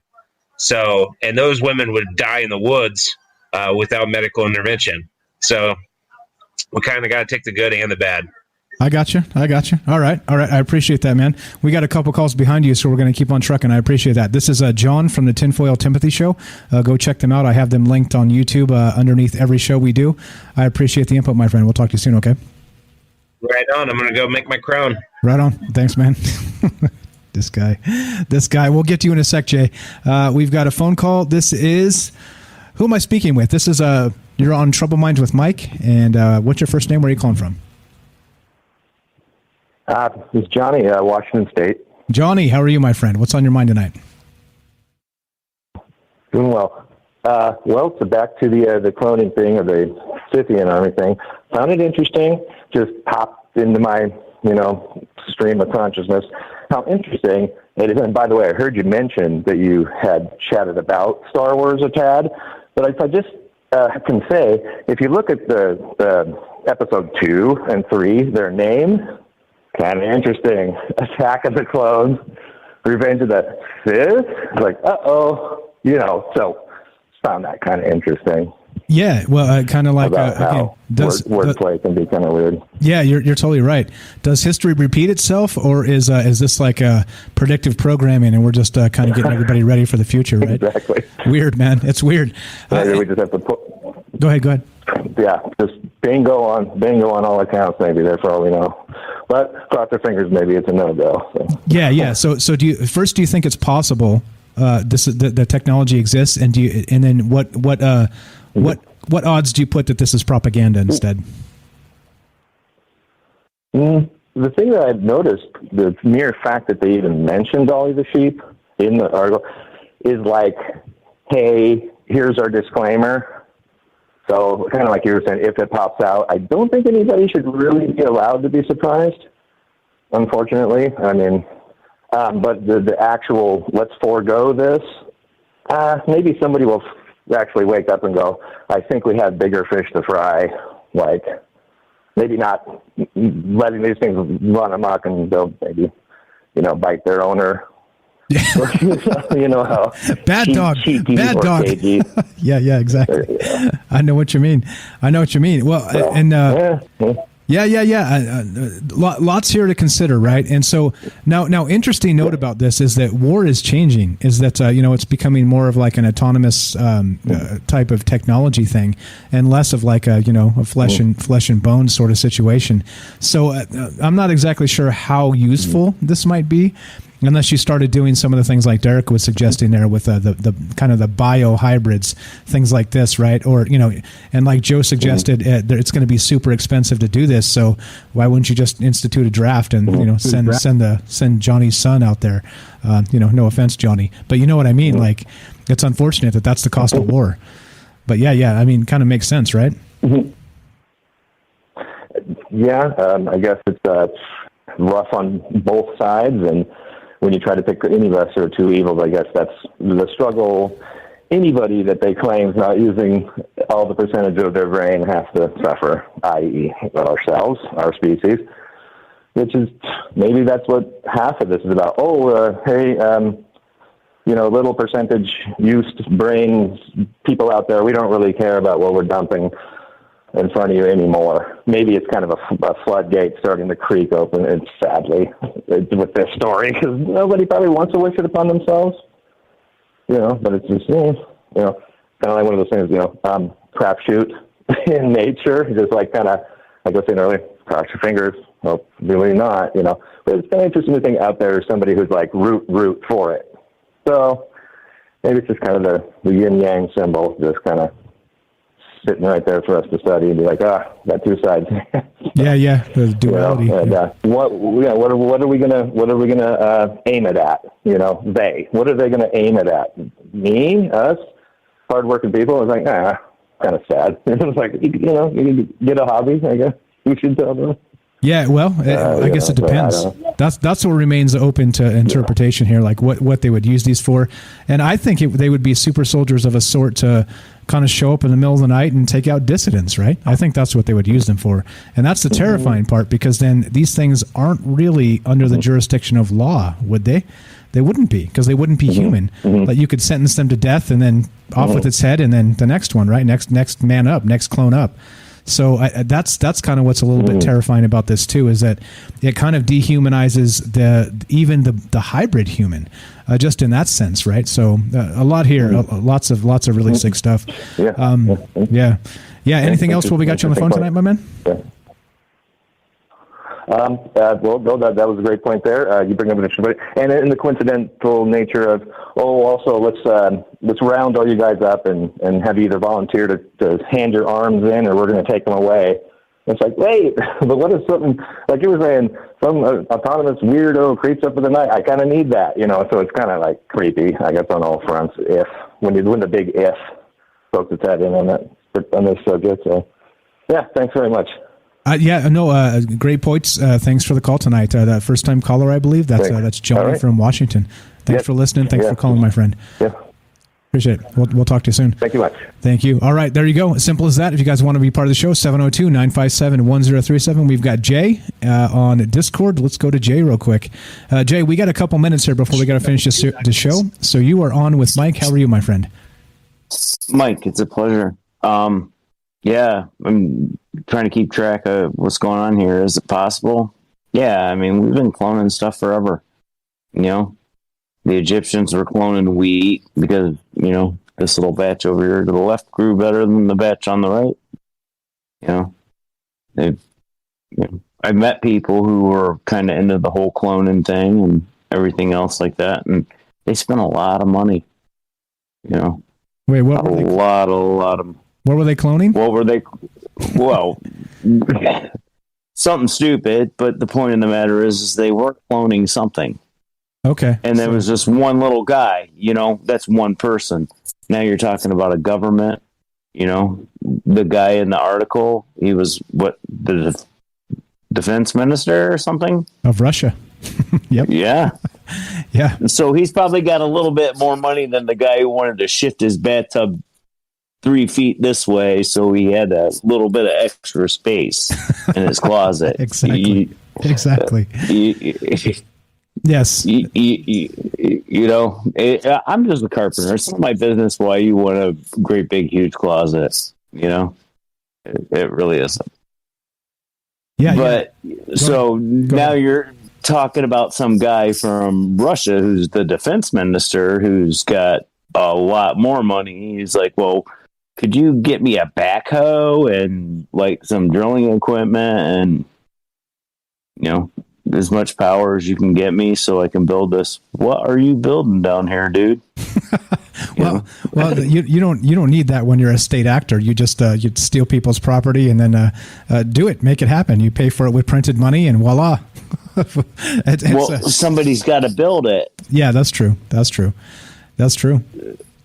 You know, somebody's got to do it. I mean, you're talking, Joe, you mentioned a comment that Joe made in the Facebook chat or the YouTube or whatever it was, is that it would be an unbelievable amount of money. I mean, how many soldiers did they find there? I didn't see that in the article. 3,000. How many horses? 3,000. 3,000. 3,000 horses, yep. Hey, Jay? So they can extract that and make 3,000 people? Or many more than that, just based on, right? Because you're cloning them. You got 3,000 DNA sets to work with.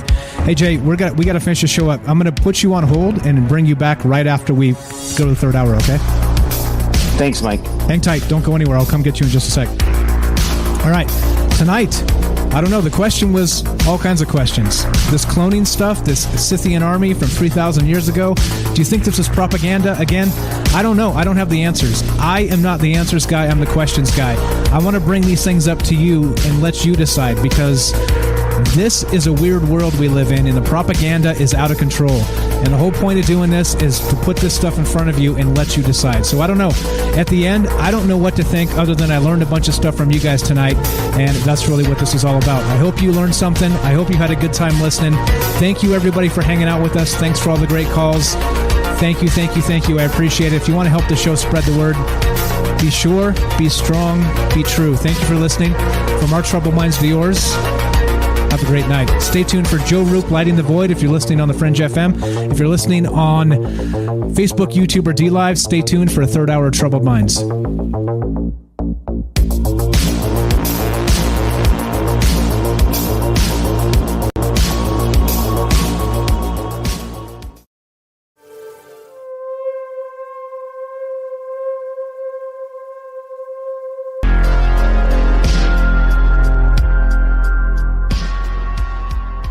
All right, welcome back to Troubled Minds. I know we have some folks going to bed. Thanks for hanging out with us. For the folks that are still here, more of this. Again, we're talking about this weird thing, right? A Russian defense minister announces plan to resurrect a 3,000-year-old Scythian army through cloning.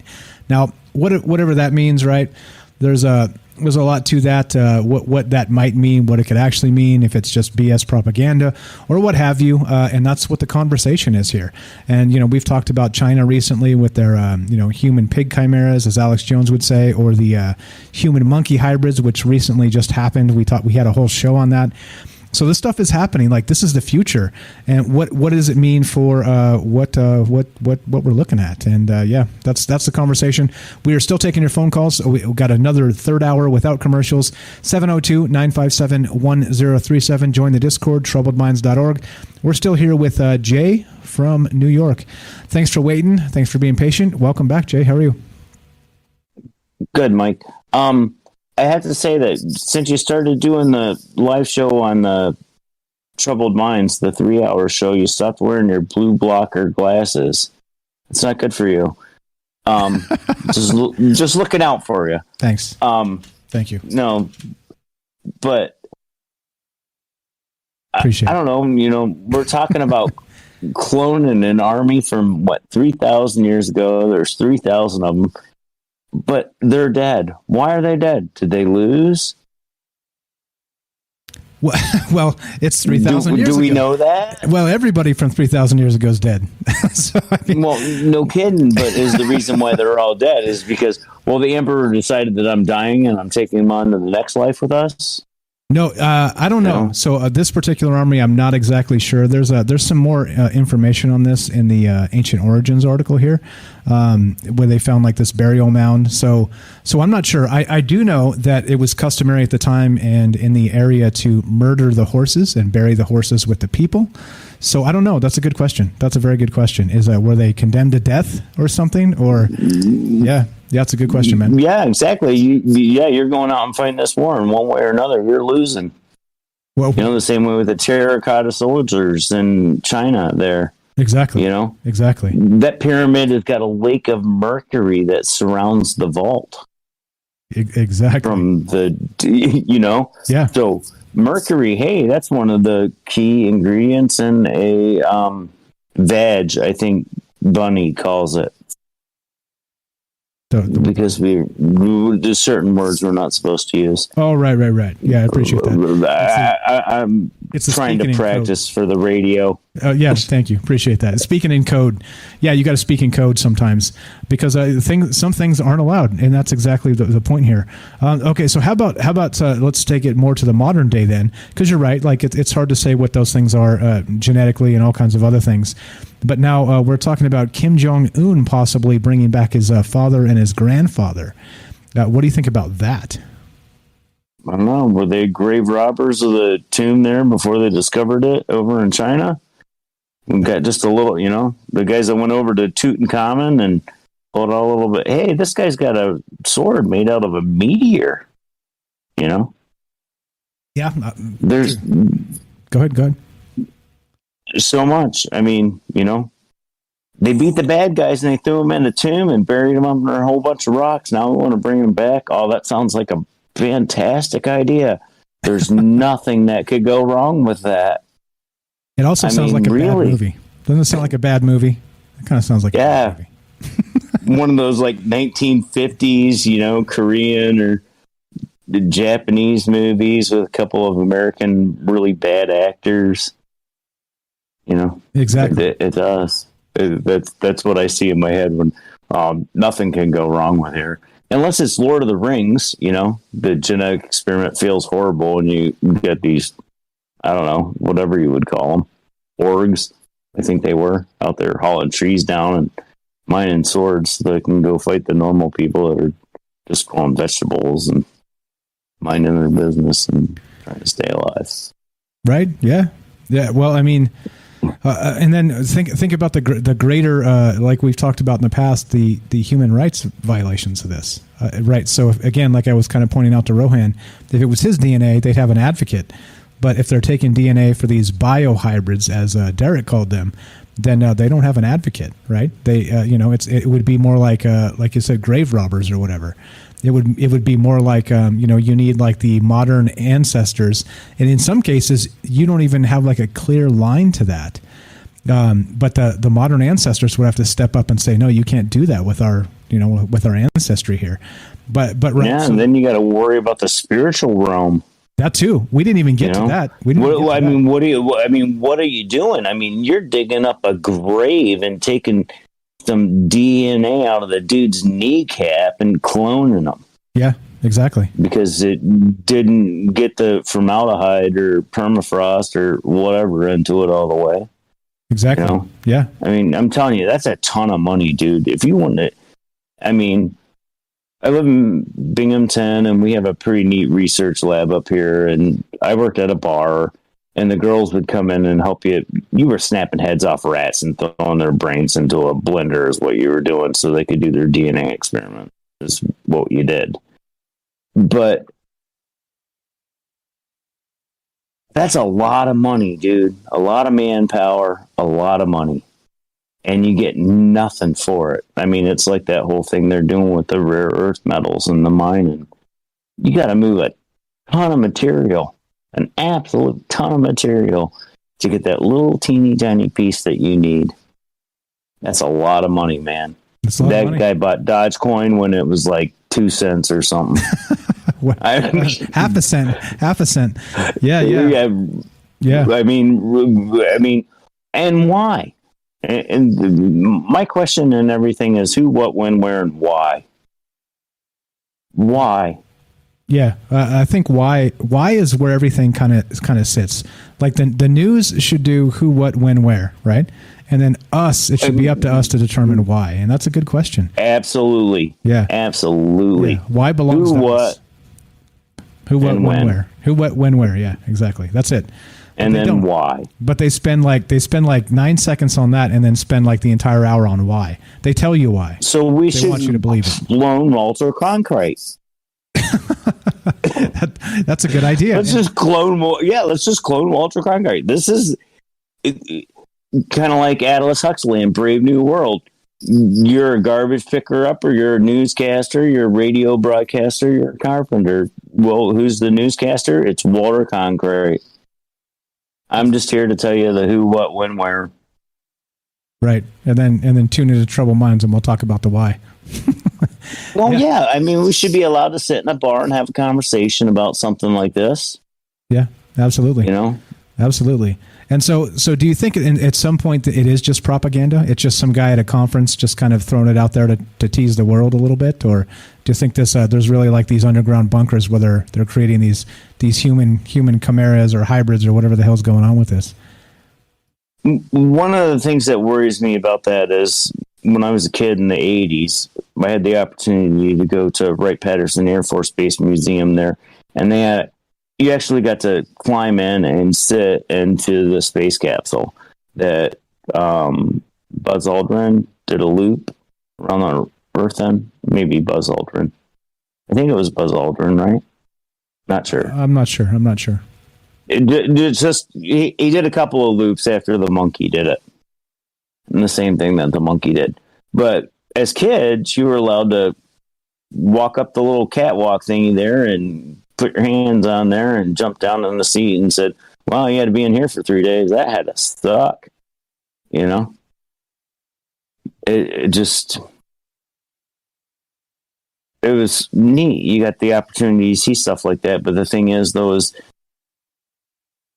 the SR-71 was sitting there, and we were allowed to walk by it and touch it and see the gaps in it and everything else like that.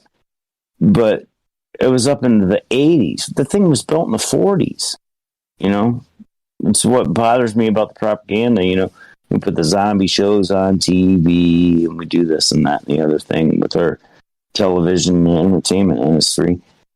And maybe they're just giving us a little hint of something. An article that nobody read that Joe in Florida found that hasn't called in yet. I'm kind of disappointed about. But damn it, Joe. Come on, bro. Exactly. Well, I mean, you know, it's his article. But damn it, Joe. He just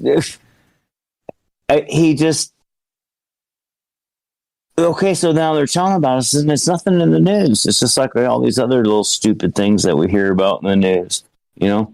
Yeah. 3-4 years ago, we were talking about the volatility of the American infrastructure. and how important it was to work on it. Well, all of a sudden, if you live anywhere from New Jersey to Georgia, all the way over through Louisiana, Alabama, and Texas, you got a huge problem. You know, they've been telling us about it for years. Oh, we've been telling about it for years. There's these things that we clowned out of the permafrost over and where the hell it was. Yeah, we'll talk 3,000 about guys we got. They're going to come like over and the tell woolly you mammoth, right? here. They've been talking about cloning the woolly mammoth out of the permafrost forever, and they ain't done it yet, as far as I'm aware. Well, that might be a good barbecue at a Burning Man fest. Yeah, right. I mean, but that's what they've been. We got a woolly mammoth. You know, it's a how they do it in Hawaii when they bury the pig at the luau. Yeah, and you underneath the palm trees and everything. Maybe you bury the woolly mammoth underneath the palm trees and have like the biggest luau ever. Yeah, man. I don't know. Well, it'd probably be like in one of those like Dakota stoves in an ice melt or something. Right. Yeah. Exactly. But I think spit. But so I think to me that kind of says a lot that so Dolly the sheep is one thing, but woolly mammoth, right? They have supposedly sequenced the entire DNA of the woolly mammoth, but or at least most of it, let's say. So I haven't seen a woolly mammoth at a zoo yet. So I think Dolly the sheep, they had a live sample though. Well, that's true. But I mean, what's the difference? Now you're grabbing a bone out of the ground. Yeah, that's true. The permafrost. I mean, they are grabbing them out of the permafrost. So there is the possibility for there to be a little bit of raw meat there, man. That might be hard to do. You got to have a lot of money, Right, exactly. I mean, maybe. Like I said, I'm not a geneticist, or I wouldn't be here. But those guys that are maybe being able to sequence the genome of the woolly mammoth or the saber-toothed tiger, from 10,000 years ago in the permafrost type stuff. Those guys, maybe they can. If you have, so basically the idea is, right, that you get it, you create it in the laboratory, you inject you take like an elephant embryo, you take the DNA out of it, you take the DNA from the woolly mammoth, you put it in the elephant embryo, and then you put it in the womb of an elephant. And supposedly the elephant is supposed to be able to give, well, I mean, there's people that are doing this all day, every day anyway, as part of their job, right? Like I said, breaking the back of the rat and throwing them in the blender or whatever. There's people that do that every day. So it's like, it just is what it is, right? But I mean, so the thing that has me a little skeptical is I haven't seen a woolly mammoth in a zoo yet. I mean, granted, I haven't been to a zoo in a while, but even so, it would make worldwide headlines if they had a woolly mammoth in a zoo somewhere. You know what I mean? So, yeah, people will be traveling the world to see it. Exactly. So that much. Same way they went to Jurassic Park and got ate. Exactly the point. So bad call. Yeah. I mean, yeah. So we'll see. Like I said, it makes me a little bit skeptical regarding the technology, but maybe it's so taboo that it's all gone underground, right? It's all happening in China and Russia and DARPA and things like this. That's because people now here's an interesting thing, right?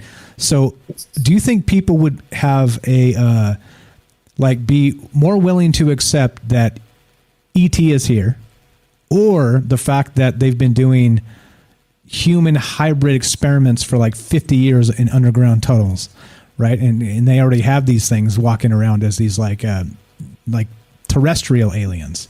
What do you think is we are the ETs? We are the ETs, exactly. What do you think is more palatable? Do you think people would be more excited about, or let's say not excited, let's say more troubled by one versus the other? Do you think people would rather accept ET than the human monkey chimera from the 3,000-year-old Scythian DNA? I think we're at a point now where the people that are troubled, we're so few of us. The rest of the people they don't even care. They just want their telephone, their stupid job, pay their taxes, get their health insurance, 2 weeks vacation, vote for whatever the mainstream says. This is wrong and this is right. Yeah, whatever, yes. Feed you. If you want to think about something different, you're stupid. Yeah, all right. We're stupid.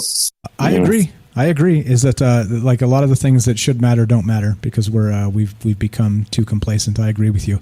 We got a call behind you, my friend. You want to hang out and then maybe come back a little later, or how you feeling? Just sure.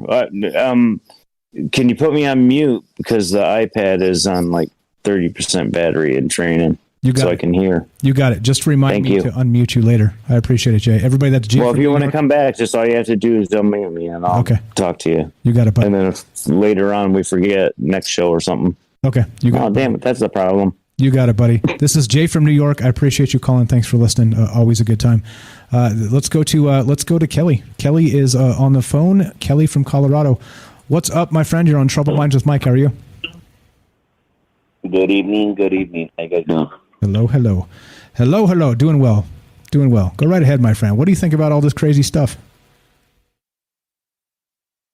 Only, first off, I mean, they've been cloning. Who knows how long they've been cloning people? I mean, cloning a person. I mean, they've been slowly telling people since, a few decades ago.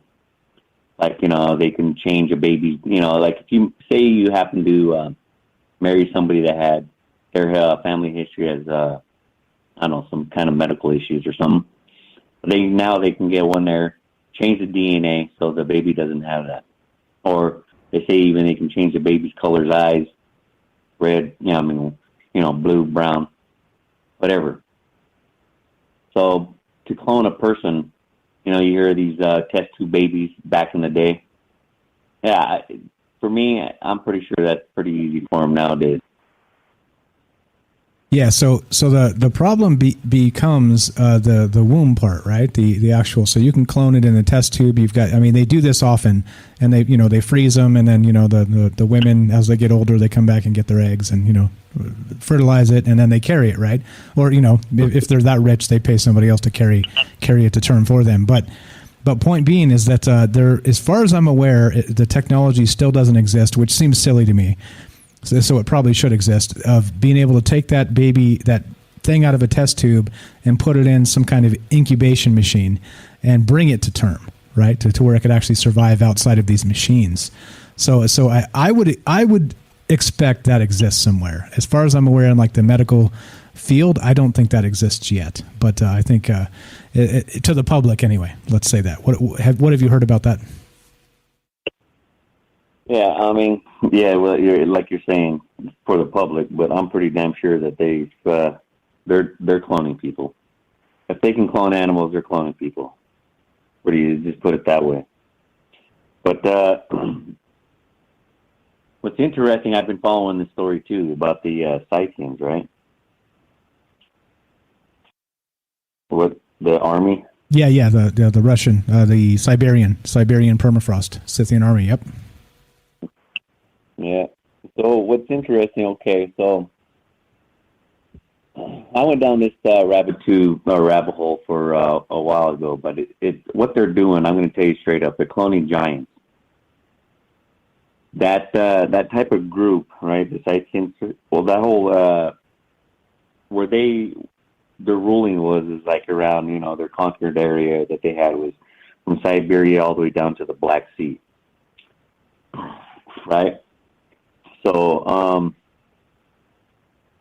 that right now it's modern day like Afghanistan, Pakistan, northern Iran, stuff like that, in that general area. What they were known for is great. They were great horsemen, and their men. What's interesting, this is where it gets interesting, was their the DNA part, is that they were their men mostly had like red hair or brown hair. The women had fair hair, and then it had either blue or green eyes.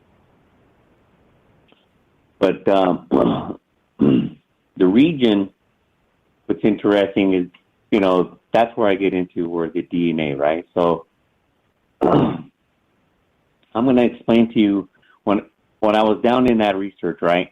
And I was looking into giants, because like you hear about it all in the Bible, and you hear it all through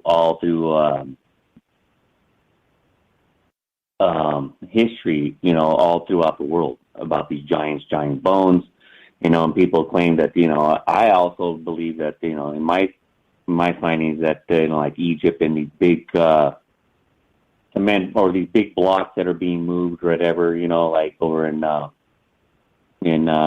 what is it, Baalbek, Lebanon, those megatons blocks, right? Stuff like that. If you had a giant beam that could be moving around, it'd be a little bit easier, I would say. So, again, back to research and all that, right? So, the one I find out was there's a group called the Kurgan. They're the more talked about, more famous, you could say, of all talked about of the giants throughout the ancient time was the Kurgan. Now, the Kurgan were all through Russia, and what's interesting is they were. I ran across this new research done. It was done, and it was about the Scythian mineral culture, right, or the material culture of them. And there's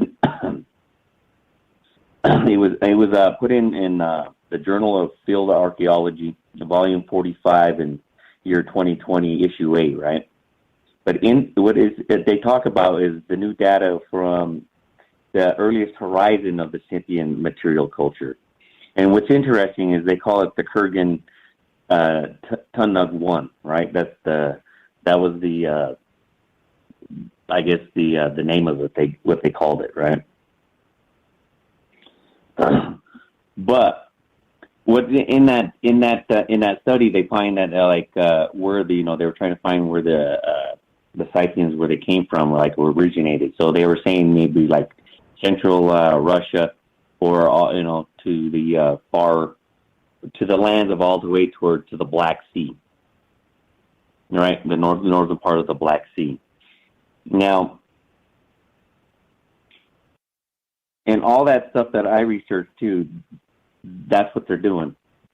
They're cloning giants, man.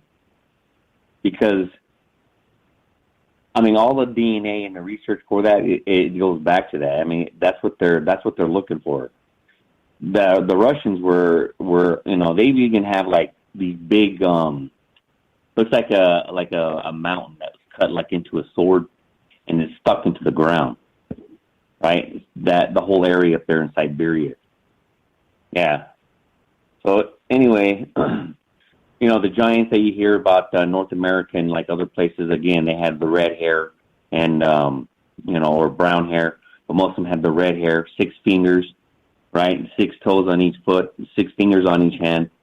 And what's interesting is I'm saying that whole area right now is Pakistan, Afghanistan area, and you also had what do you have out of that story coming lately out of you have the giant of Kandahar, where they are with the Marines. They killed that giant, the red-headed giant.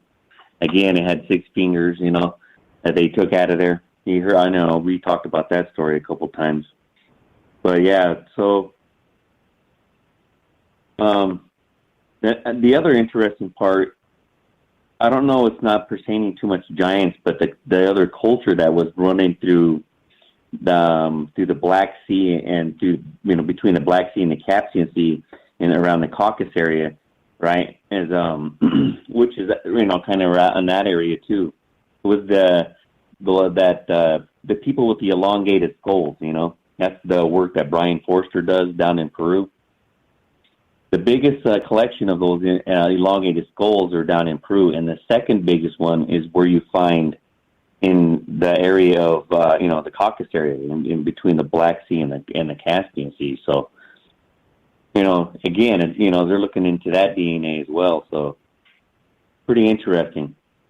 Yeah, interesting you're bringing all this up. I hadn't even considered the fact that maybe the Scythian warriors were in some capacity maybe different DNA-wise than us. But I found it here. I linked a couple things that you were talking about as you were discussing it.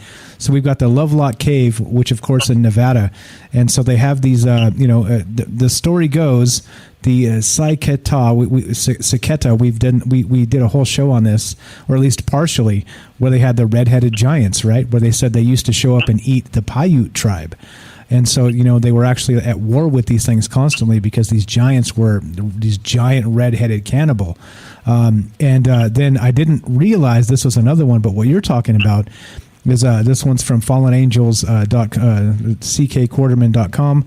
Bronze Age Giants, Russian Giants 7 feet tall, and it's from the Kurgan Mounds.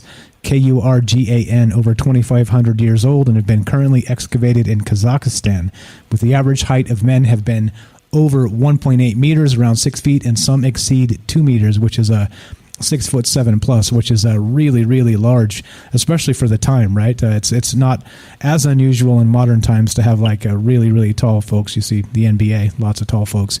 But back in the day, right, just because of the way nutrition was and all the rest of this, without the DNA kind of behind it, you didn't see a lot of giants, at least presumably, right?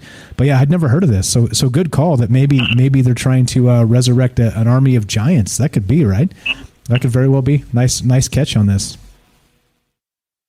Yeah, so that's what caught my eye, So again, I always, visit that rabbit hole for a while. But yeah, the Kurgan, they were known all through there, but they were actually even taller than that.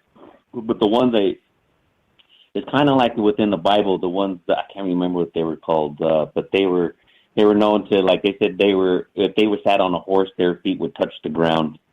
You know what I mean? So, and they were known as, big men like that too, giants. And again, back then you're correct that, 7 to 8 feet, that's pretty big ass man, But that's what I believe they're doing. And you know what? If the United States if that story is real too about the giant in Kandahar, you would believe that the United States military is going to do the exact same thing. And now I heard, Joe was talking about, and somebody else was talking about 3,000 men.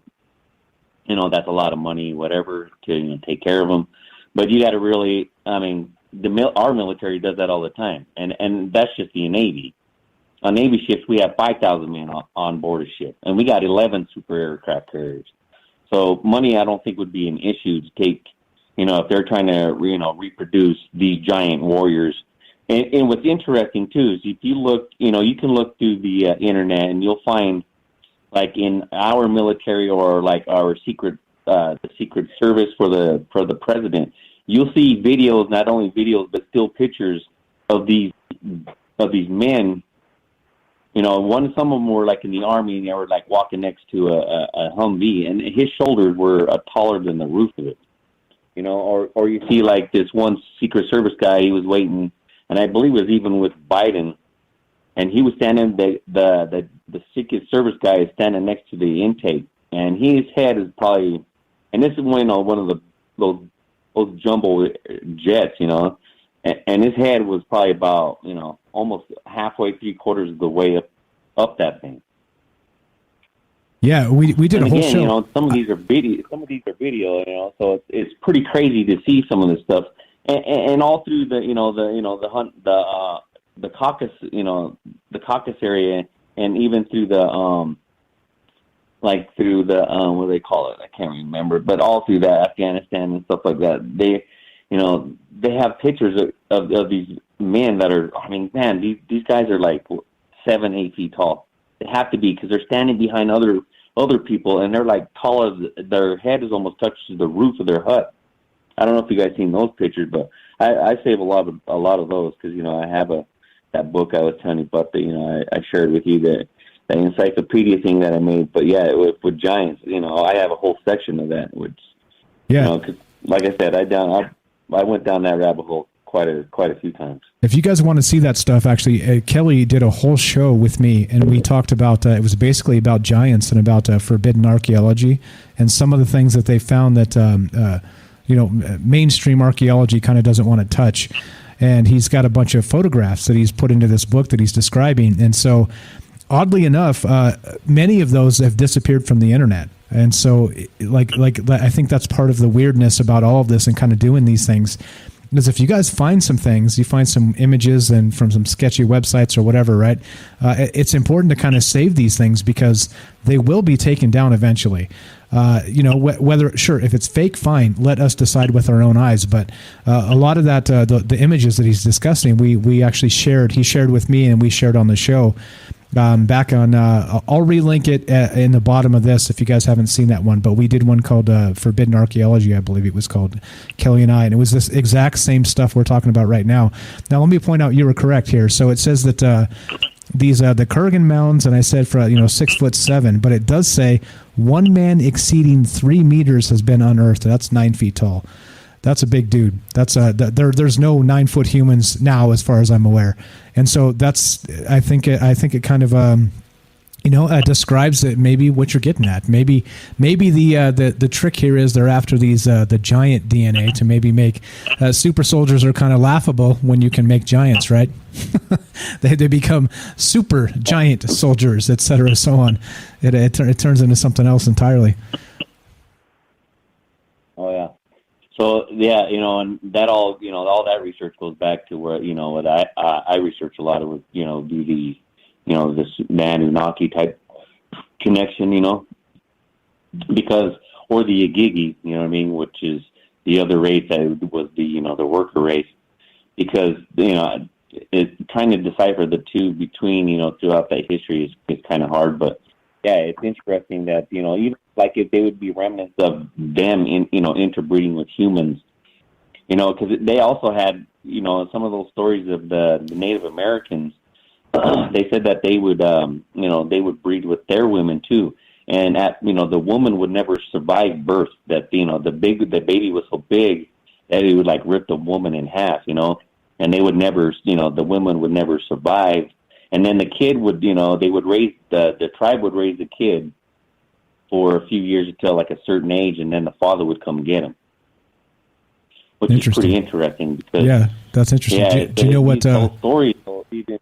What tribe is that from? Do you know?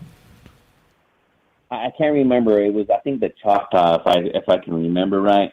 Okay. But yeah, they were just, they was the Plains Indians. Some of the I can't remember now, but it's one of the Plains Indians. Yeah, they were talking about that, and it's not only that, but you hear like they had the same thing about the ones from can't remember their tribe that was down in South.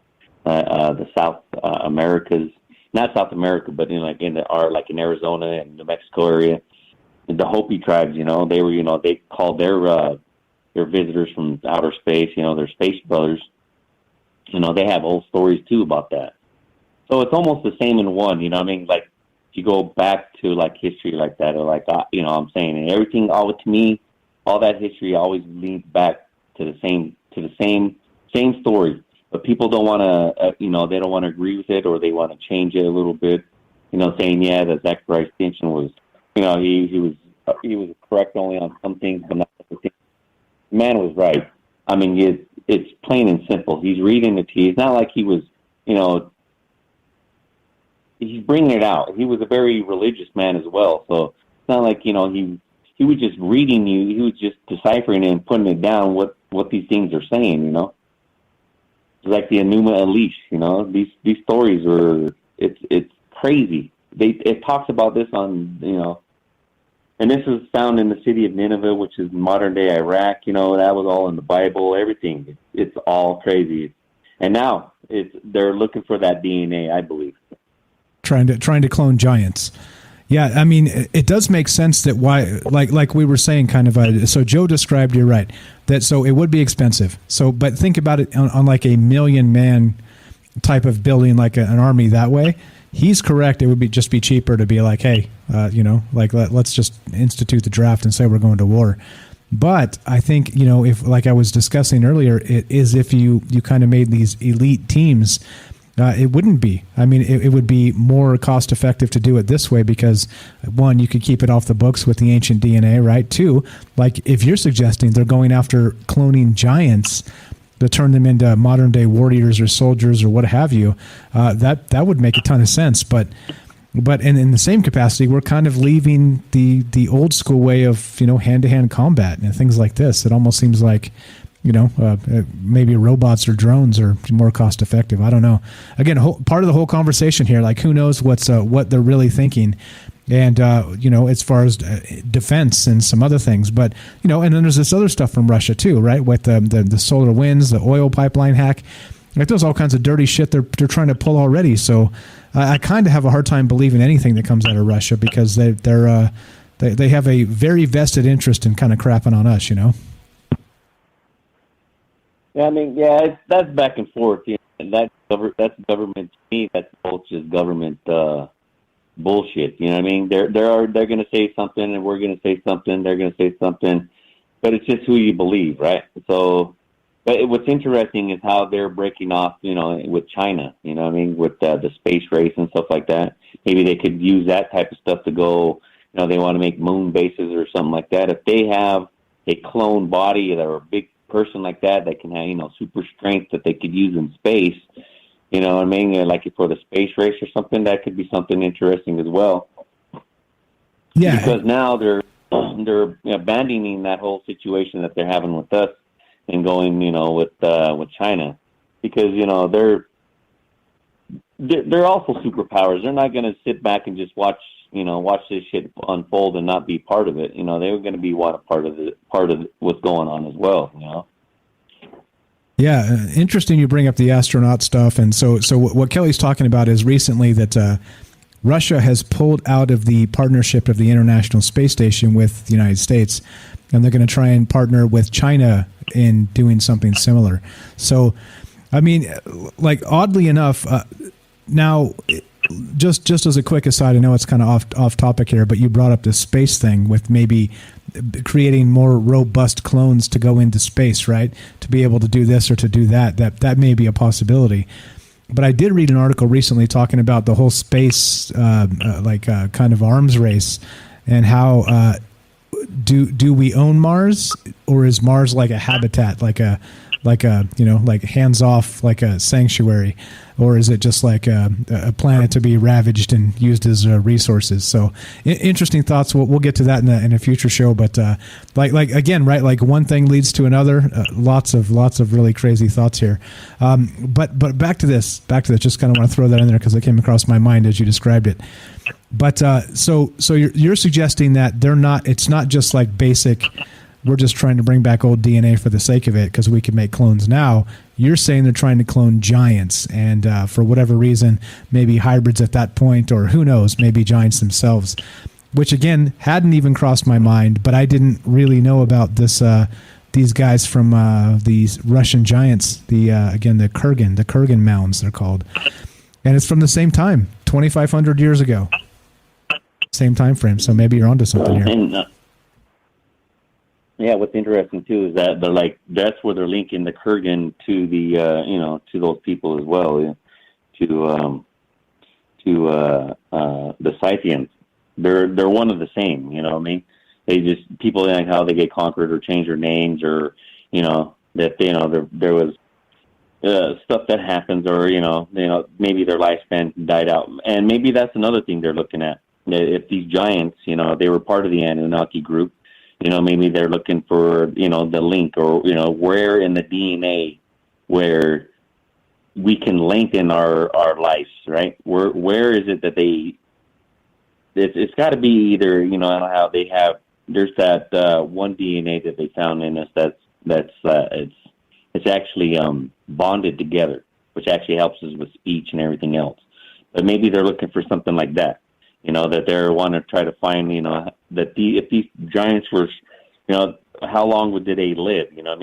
What parts of, that made them stronger? What things, if you can break their DNA down like that, yeah, they're going to find something. And maybe they have been doing that already, and now they're just ready to make this, make these giant soldiers. Imagine 3,000 of these guys coming at you, and they're just as fast, as us, if not faster, stronger. You could arm them up, ability with all the technology that we got now. That'd be almost an unstoppable force, or one hell of a scary one coming at you at first, too, just the sight of that shit. Yeah, hell yeah. I wouldn't hang out for a minute. I'd be like, hey, back up, back up, airstrike. What's going on? Help. Yeah, man. That's a good point. That's a good point. So, okay. So just to clarify, guys. So Marge asked, were these giants, this group of soldiers, actually giants? I don't know. That wasn't my take. Kelly actually called in and kind of spotted the fact that in the same area they had these Kurgan mounds describing these giants that were found over 6'7" tall. One is as tall as 9 feet. That's 3 meters for you metric types. That's a big ass human being. I don't think we have them that tall in current days. If we had a 9 foot tall dude in the NBA, he'd just be dunking, standing up. He wouldn't have to jump. He'd only just be putting the ball in the hoop, and you don't see that. So even LeBron James and those guys aren't that big. So it kind of lends some credence to this. If this is true, then But maybe Kelly's onto something here, that it's not about the fact that they were, maybe Scythian warriors. They were maybe had this giant DNA of sorts, and that's what they're trying to bring back as part clones. Quick shout outs to a couple folks. We got who else? Marge is out there. What's up? Let's see who else we got. What's up, Tam? Thanks for showing up. I see you there in the chat. We got Cockney is here. We got Steven. We got Matt. What's up, guys? Just a quick shout out. I know I didn't say hi when you came in. But okay, yeah. Anything else about this, Kelly? Fantastic take. I didn't even consider this angle, and as always, you're bringing some fantastic details here. Yeah, just one thing too. And we're not saying that. Well, what I'm saying as well is that that these Kurgans, right, or the Scythians. The Scythians were known as one of the greatest horsemen.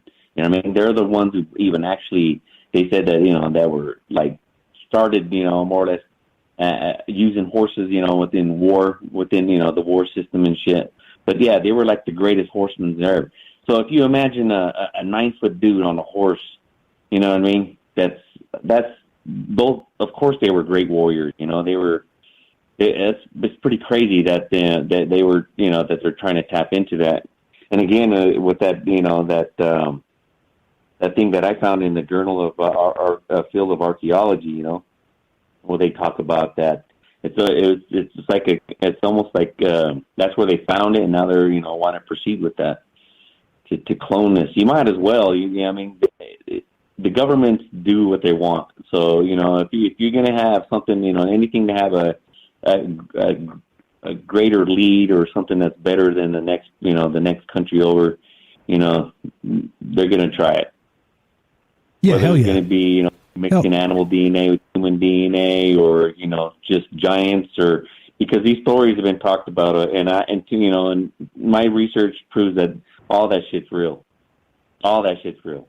So if they're looking for that too, you might as well look for that as well. Because if they were that big and had long years, they lived for many years. Yeah, you'd want to try to tap into that DNA, I would say. Yeah, it seems like it's like you said, just a force on the battlefield. It may have changed the way the battles work these days, but still, at some point you have people kind of down there fighting each other and turning corners and pulling triggers. If you had these big mofos out there, man, it changes things. It changes things a lot. So for obvious reasons in many capacities. So yeah, crazy. I hadn't even thought of this, but fantastic take, man. As always, spot on with all your stuff, Kelly. You are the best. You're the best. We got more to get into, so anything else while we got you on?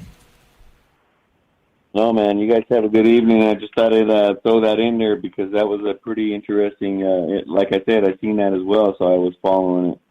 And just the connections, that's what I always do, man. I always try to find connections that's they're not going to tell you the exact story, but, they'll leave the breadcrumbs. You just got to find them.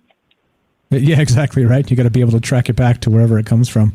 Yeah, it seems like you maybe did that. Weird that they didn't mention it as a like if I was a Russian propagandist and I wanted to be like, oh, by the way, guys, we're about to clone some 9-footers. Wink, wink. You know what I mean? I'd be like, talk about getting the headlines and causing like a ruckus, right? What the hell, man? Right, I know. Pretty crazy. Yeah, crazy stuff. Kelly, you're the best. I appreciate the call, my friend. All right, bro. Thanks, man. Thanks, man. Have a great night. That's Kelly from Colorado. Again, been calling the show for a very long time. Friend of the show. He's done full shows with us, and he does have a book, an entire book, like a physical book, because he realized back in the day when the internet was young that they were taking down a lot of these photographs, and so smartly he started printing a lot of these images that he found on the internet, and of course not just that, but finding them other places as well, and compiling like a physical book. He's got a big ass fat book. I'm not kidding. This book is huge, of all kinds of things. And so from time to time he shares some of that information he has in the Discord. So there you go. Like I said, if you guys haven't joined the Discord yet, you are missing out. Do it. Troubledminds.org. Click the Discord link. There's lots of smart people in there sharing lots of great things. And you never know, right? You never know what's going to kind of pop up next. I had never considered that this maybe had some link to those giants, but I'd never heard of the Kurgan mounds.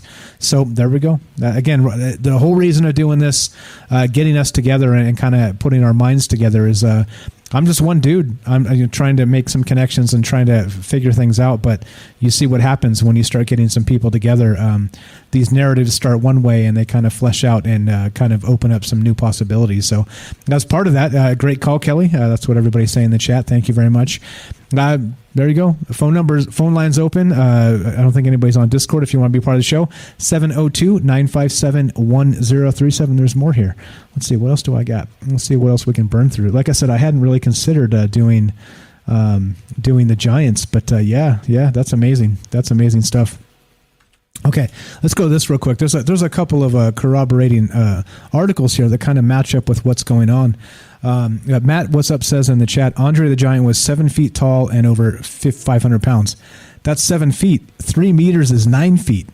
That would be 2 feet taller than Andre the Giant.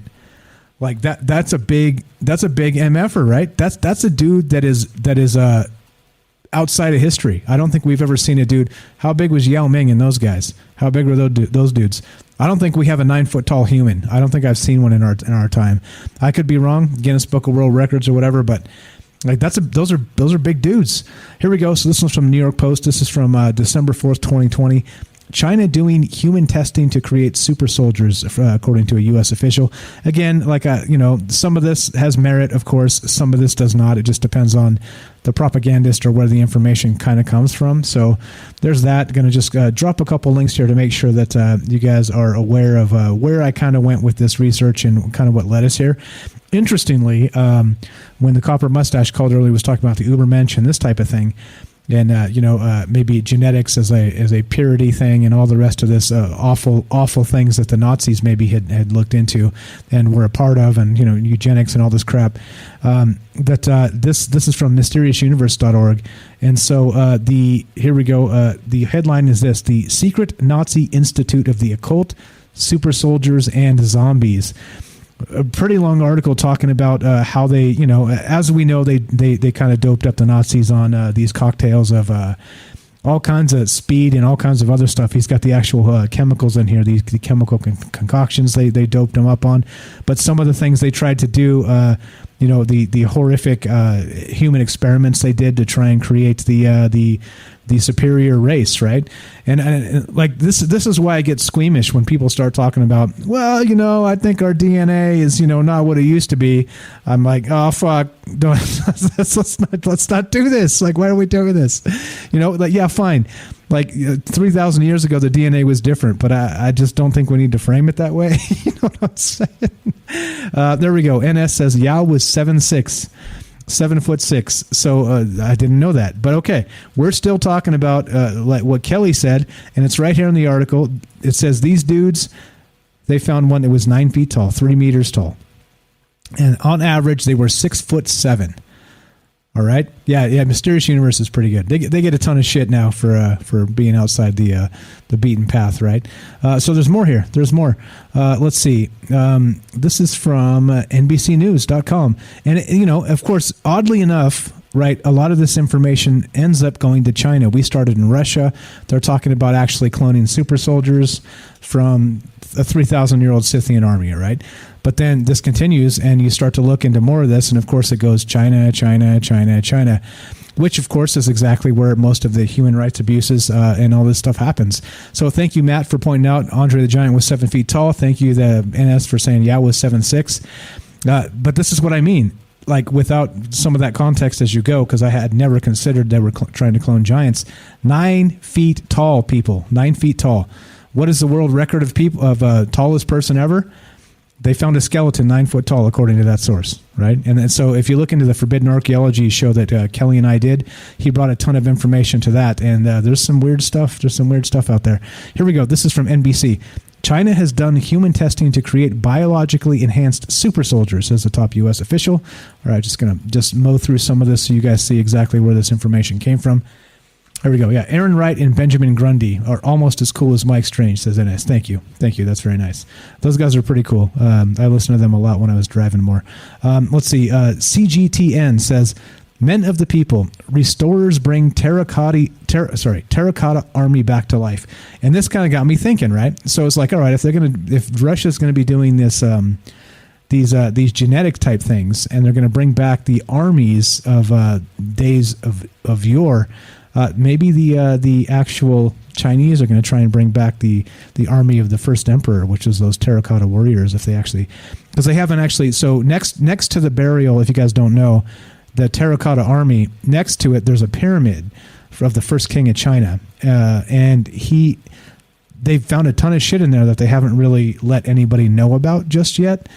So they're still going through a bunch of that stuff, and it's a very secretive operation. So we'll see what kind of comes out of that. And again, as we know, China's very secretive about all the things they do. But yeah, so that kind of went in a little bit of Captain America with the super soldier serum. Anyway, just kind of linking this stuff as thoughts of where this might go. And as you guys know, we kind of start somewhere sometimes and finish somewhere else entirely, which is amazing. But just kind of throwing out the links just so you guys see where I was going. Now check this out. This is interesting.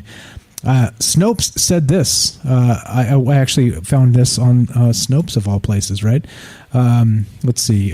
Brian says, commencing countdown for station identification. Stand by. We're done with all that.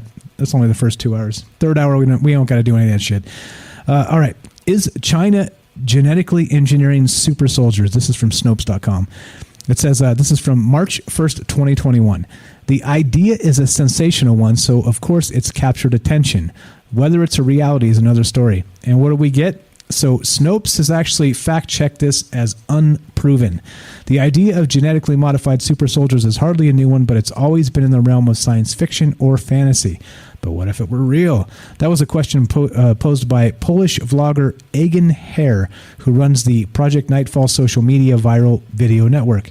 Quote, how far can humans go in playing God? Hare asked at the end of a February 27, 2021 Facebook video. His hypothetical question and video about the prospect of super soldiers populating China's military forces was spun off from a comment included in a December 3rd opinion piece, the Wall Street Journal, by John Ratcliffe, a former director of national intelligence under President Donald Trump. In the piece, Ratcliffe attempted to make the case that China poses the greatest threat to America today. Blah, blah, blah. Anyway, so they say unproven, right? Is China creating these things? Well, Snopes says, as they always do when they try and cover for people unproven. Anyway, here we go. A couple more links, and then we're about to finish this up. We've got a few minutes for you. If you guys want to be part of the show, we'll get Jay back on here and finish up. But if you want to join us for the outro, here you go. 702-957-1037. Thanks again to Tam for waking up early for us. Thanks to everybody else out there for staying up late with us down to the bitter end here. But tons of good stuff. Tons of good stuff to talk about. Let's get final thoughts. We still got Jay on the horn here on Discord, and let's roll it. Before we had Jay on, I hadn't even considered. Before we had Kelly on, I hadn't considered Giants at all. What'd you think about that, Jay? Welcome back to the show, Mike. Jay. I just. What if we only did one? You know what I mean? Just to get the DNA and breed them. The old-fashioned way. That could be. Now you're throwing the DNA in the mix. Look at countries like the one with a third of the population of the world and stuff like that. Say you give the run in the mill to the guy for 100. It's going to throw that DNA into the mix, and then you're going to have those people, that are stronger, better, bigger. Whoop your ass faster. Hopefully not smarter. Yeah, hopefully. Well, we're going to run and hide and hit you with a Yeah. Well, I mean, just yeah. What do you think about the Giants? I thought that was a fantastic take, one that I missed there. That was crazy thought process that went on there. Yeah, and not only that, he's got some actual sources to back that up. That 9 feet tall. So how big are those dudes in the permafrost there that were thawing out in Russia? And notably, they didn't say. That's odd, isn't it? That's odd. That's very odd. One of the things that I was just a stupid bartender, living above the bar that I worked in. One of the guys was on parole, and he used to knock the door on the house every once in a while. And he goes, "Jay, I need you to leave me read a letter." Yeah, I'll read you a letter, Moses. No problem. Your probation officer says if you don't talk to him, you're going to be in trouble. He goes, "Oh, I ain't going to be in trouble with him. I did better in prison than I'm doing out here. I'm a breeder." That was his philosophy in life. And this dude was huge. I was like, Jay, you always test my faith, bro. The way you do stories, man, you start and I'm like, where the fuck is this going? And then you're like, blam. And I'm like, oh, fuck. Well, there it is. This dude was huge. He was huge. Was a giant. Like Andre the Giant huge? How big was this guy? I watched this dude pick another guy up with one hand and throw him up a staircase. That's a big dude. He was huge. Yeah. I would say 6'7" and probably headed for 450. Holy smoke. And not fat at all. Yeah. None. That's zero. That's a big dude. That is a big dude. Yeah. NS says this in the chat. Let me point this out to you. I don't know if you saw this. He says, Realm of History says the Scythians were giant killers. Mike, he says, giant killers. Interesting. So they're from the same area of these giants. Curiouser and curiouser. So now we want to open up this DNA and make more of them. Well. We buried them and built a pyramid on top of them. Don't mess with this stuff. Leave it alone. Yeah. When we opened up the pyramids in Tutankhamun, a lot of people got sick. Buried it. We do it in the construction industry all the time. Oh crap! There's a shitload of asbestos. What are you gonna do with it? And pour it in the basement and put 8 inches of concrete on top of it. Hey, you've heard of people doing that. You've never actually seen it with your own eyes because, well, I think you can go to jail. Don't admit that, Jay. Don't admit that, Jay. I was just a guy pouring the forms, dude. I just framed the forms. That's all. There you go. All right. So don't admit anything. Come on, man. You know what's interesting about that too? I hadn't talked about this. It's in the news. I'll probably add this to the news show on Friday. But all that what was it that was dumped in the ocean, the Pacific Ocean? Was it DDT or what was that? Yeah. There were barrel drums. Yeah, rusting away. Yeah. Just polluting the shit out of the ocean out there. But that's the type of stuff that happens. SOB one time. I had an SOB one time. The code enforcement came over and told me I had to rip off the back deck of one of the apartment buildings that I had. And they were coming over and taking pictures because it was in court and everything else like that. So we ripped the whole damn thing down, show that it was empty. And the judge says, "What's that big container buried underneath the porch there?" And I was like, "I don't know. You need to call DEC. Cost me 10 grand. It was a barrel of toner from Anatech, a place that manufactured film. They used to give out Christmas bonuses for people that would take home used 55-gallon drums of toner and do something with them. Yeah, they used to dump them in the river. Yeah, I mean, that's what happened. I'm talking the 40s, 50s, Yeah, well, and part of that... I can't do it, but if you want an extra $100 in your Christmas bonus, if you take this 55-gallon drum of toner and do something with it, I don't care what you do. Make it disappear, yeah.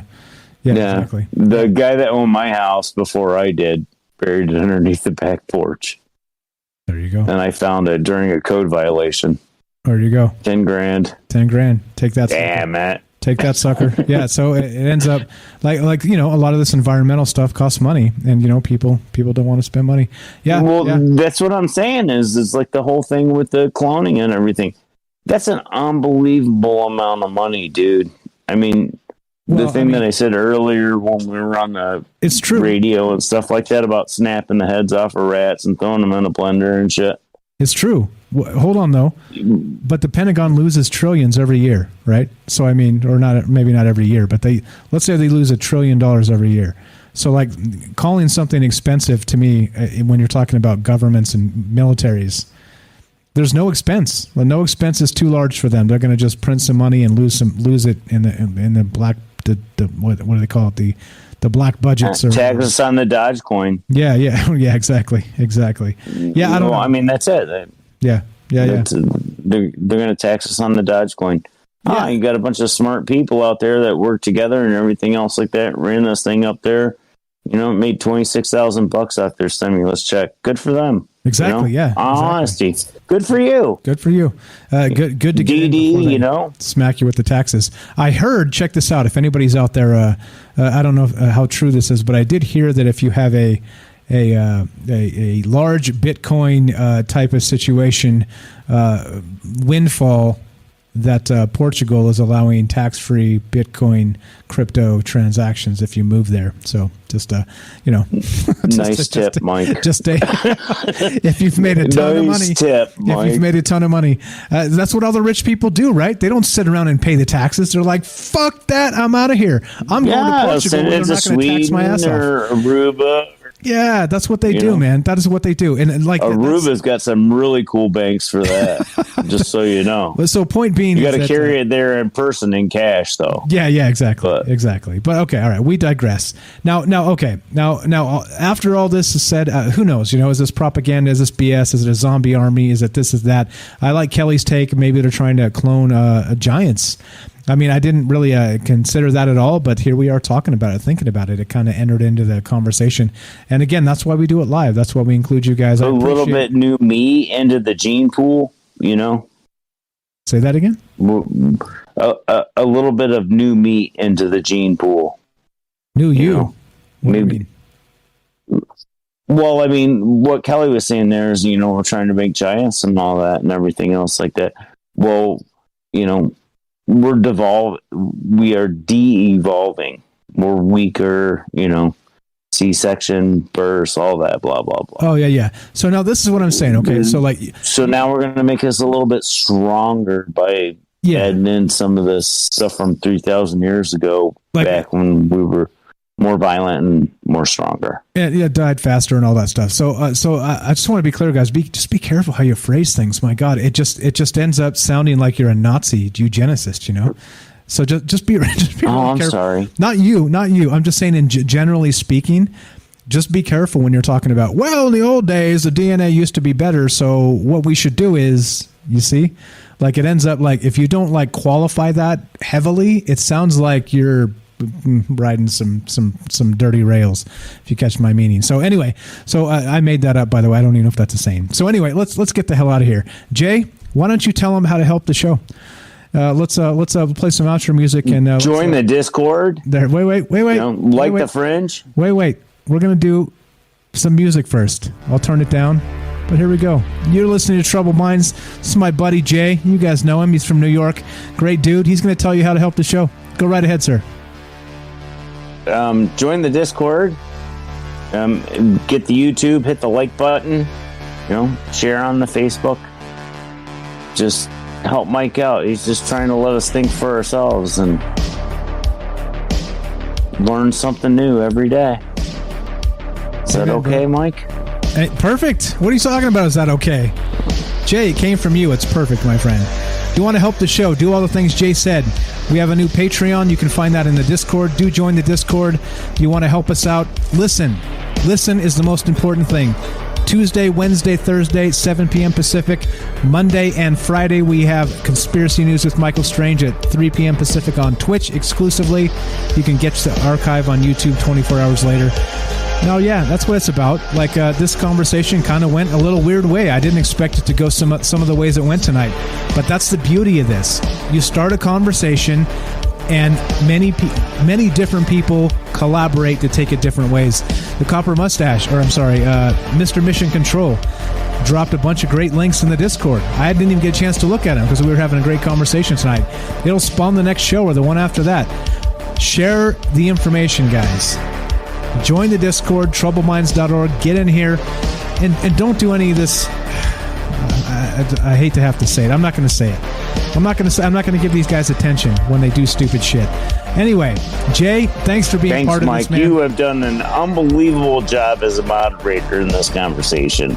Thank you. I've seen you. I've seen you walk down a road and you've given, people the little bit of space that they need. And you are unbelievably good at it. Thank you. I disagree. Fantastic show. I disagree. After fantastic show. I disagree about the unbelievably good. I'll say I'm aight. I'm aight. All right.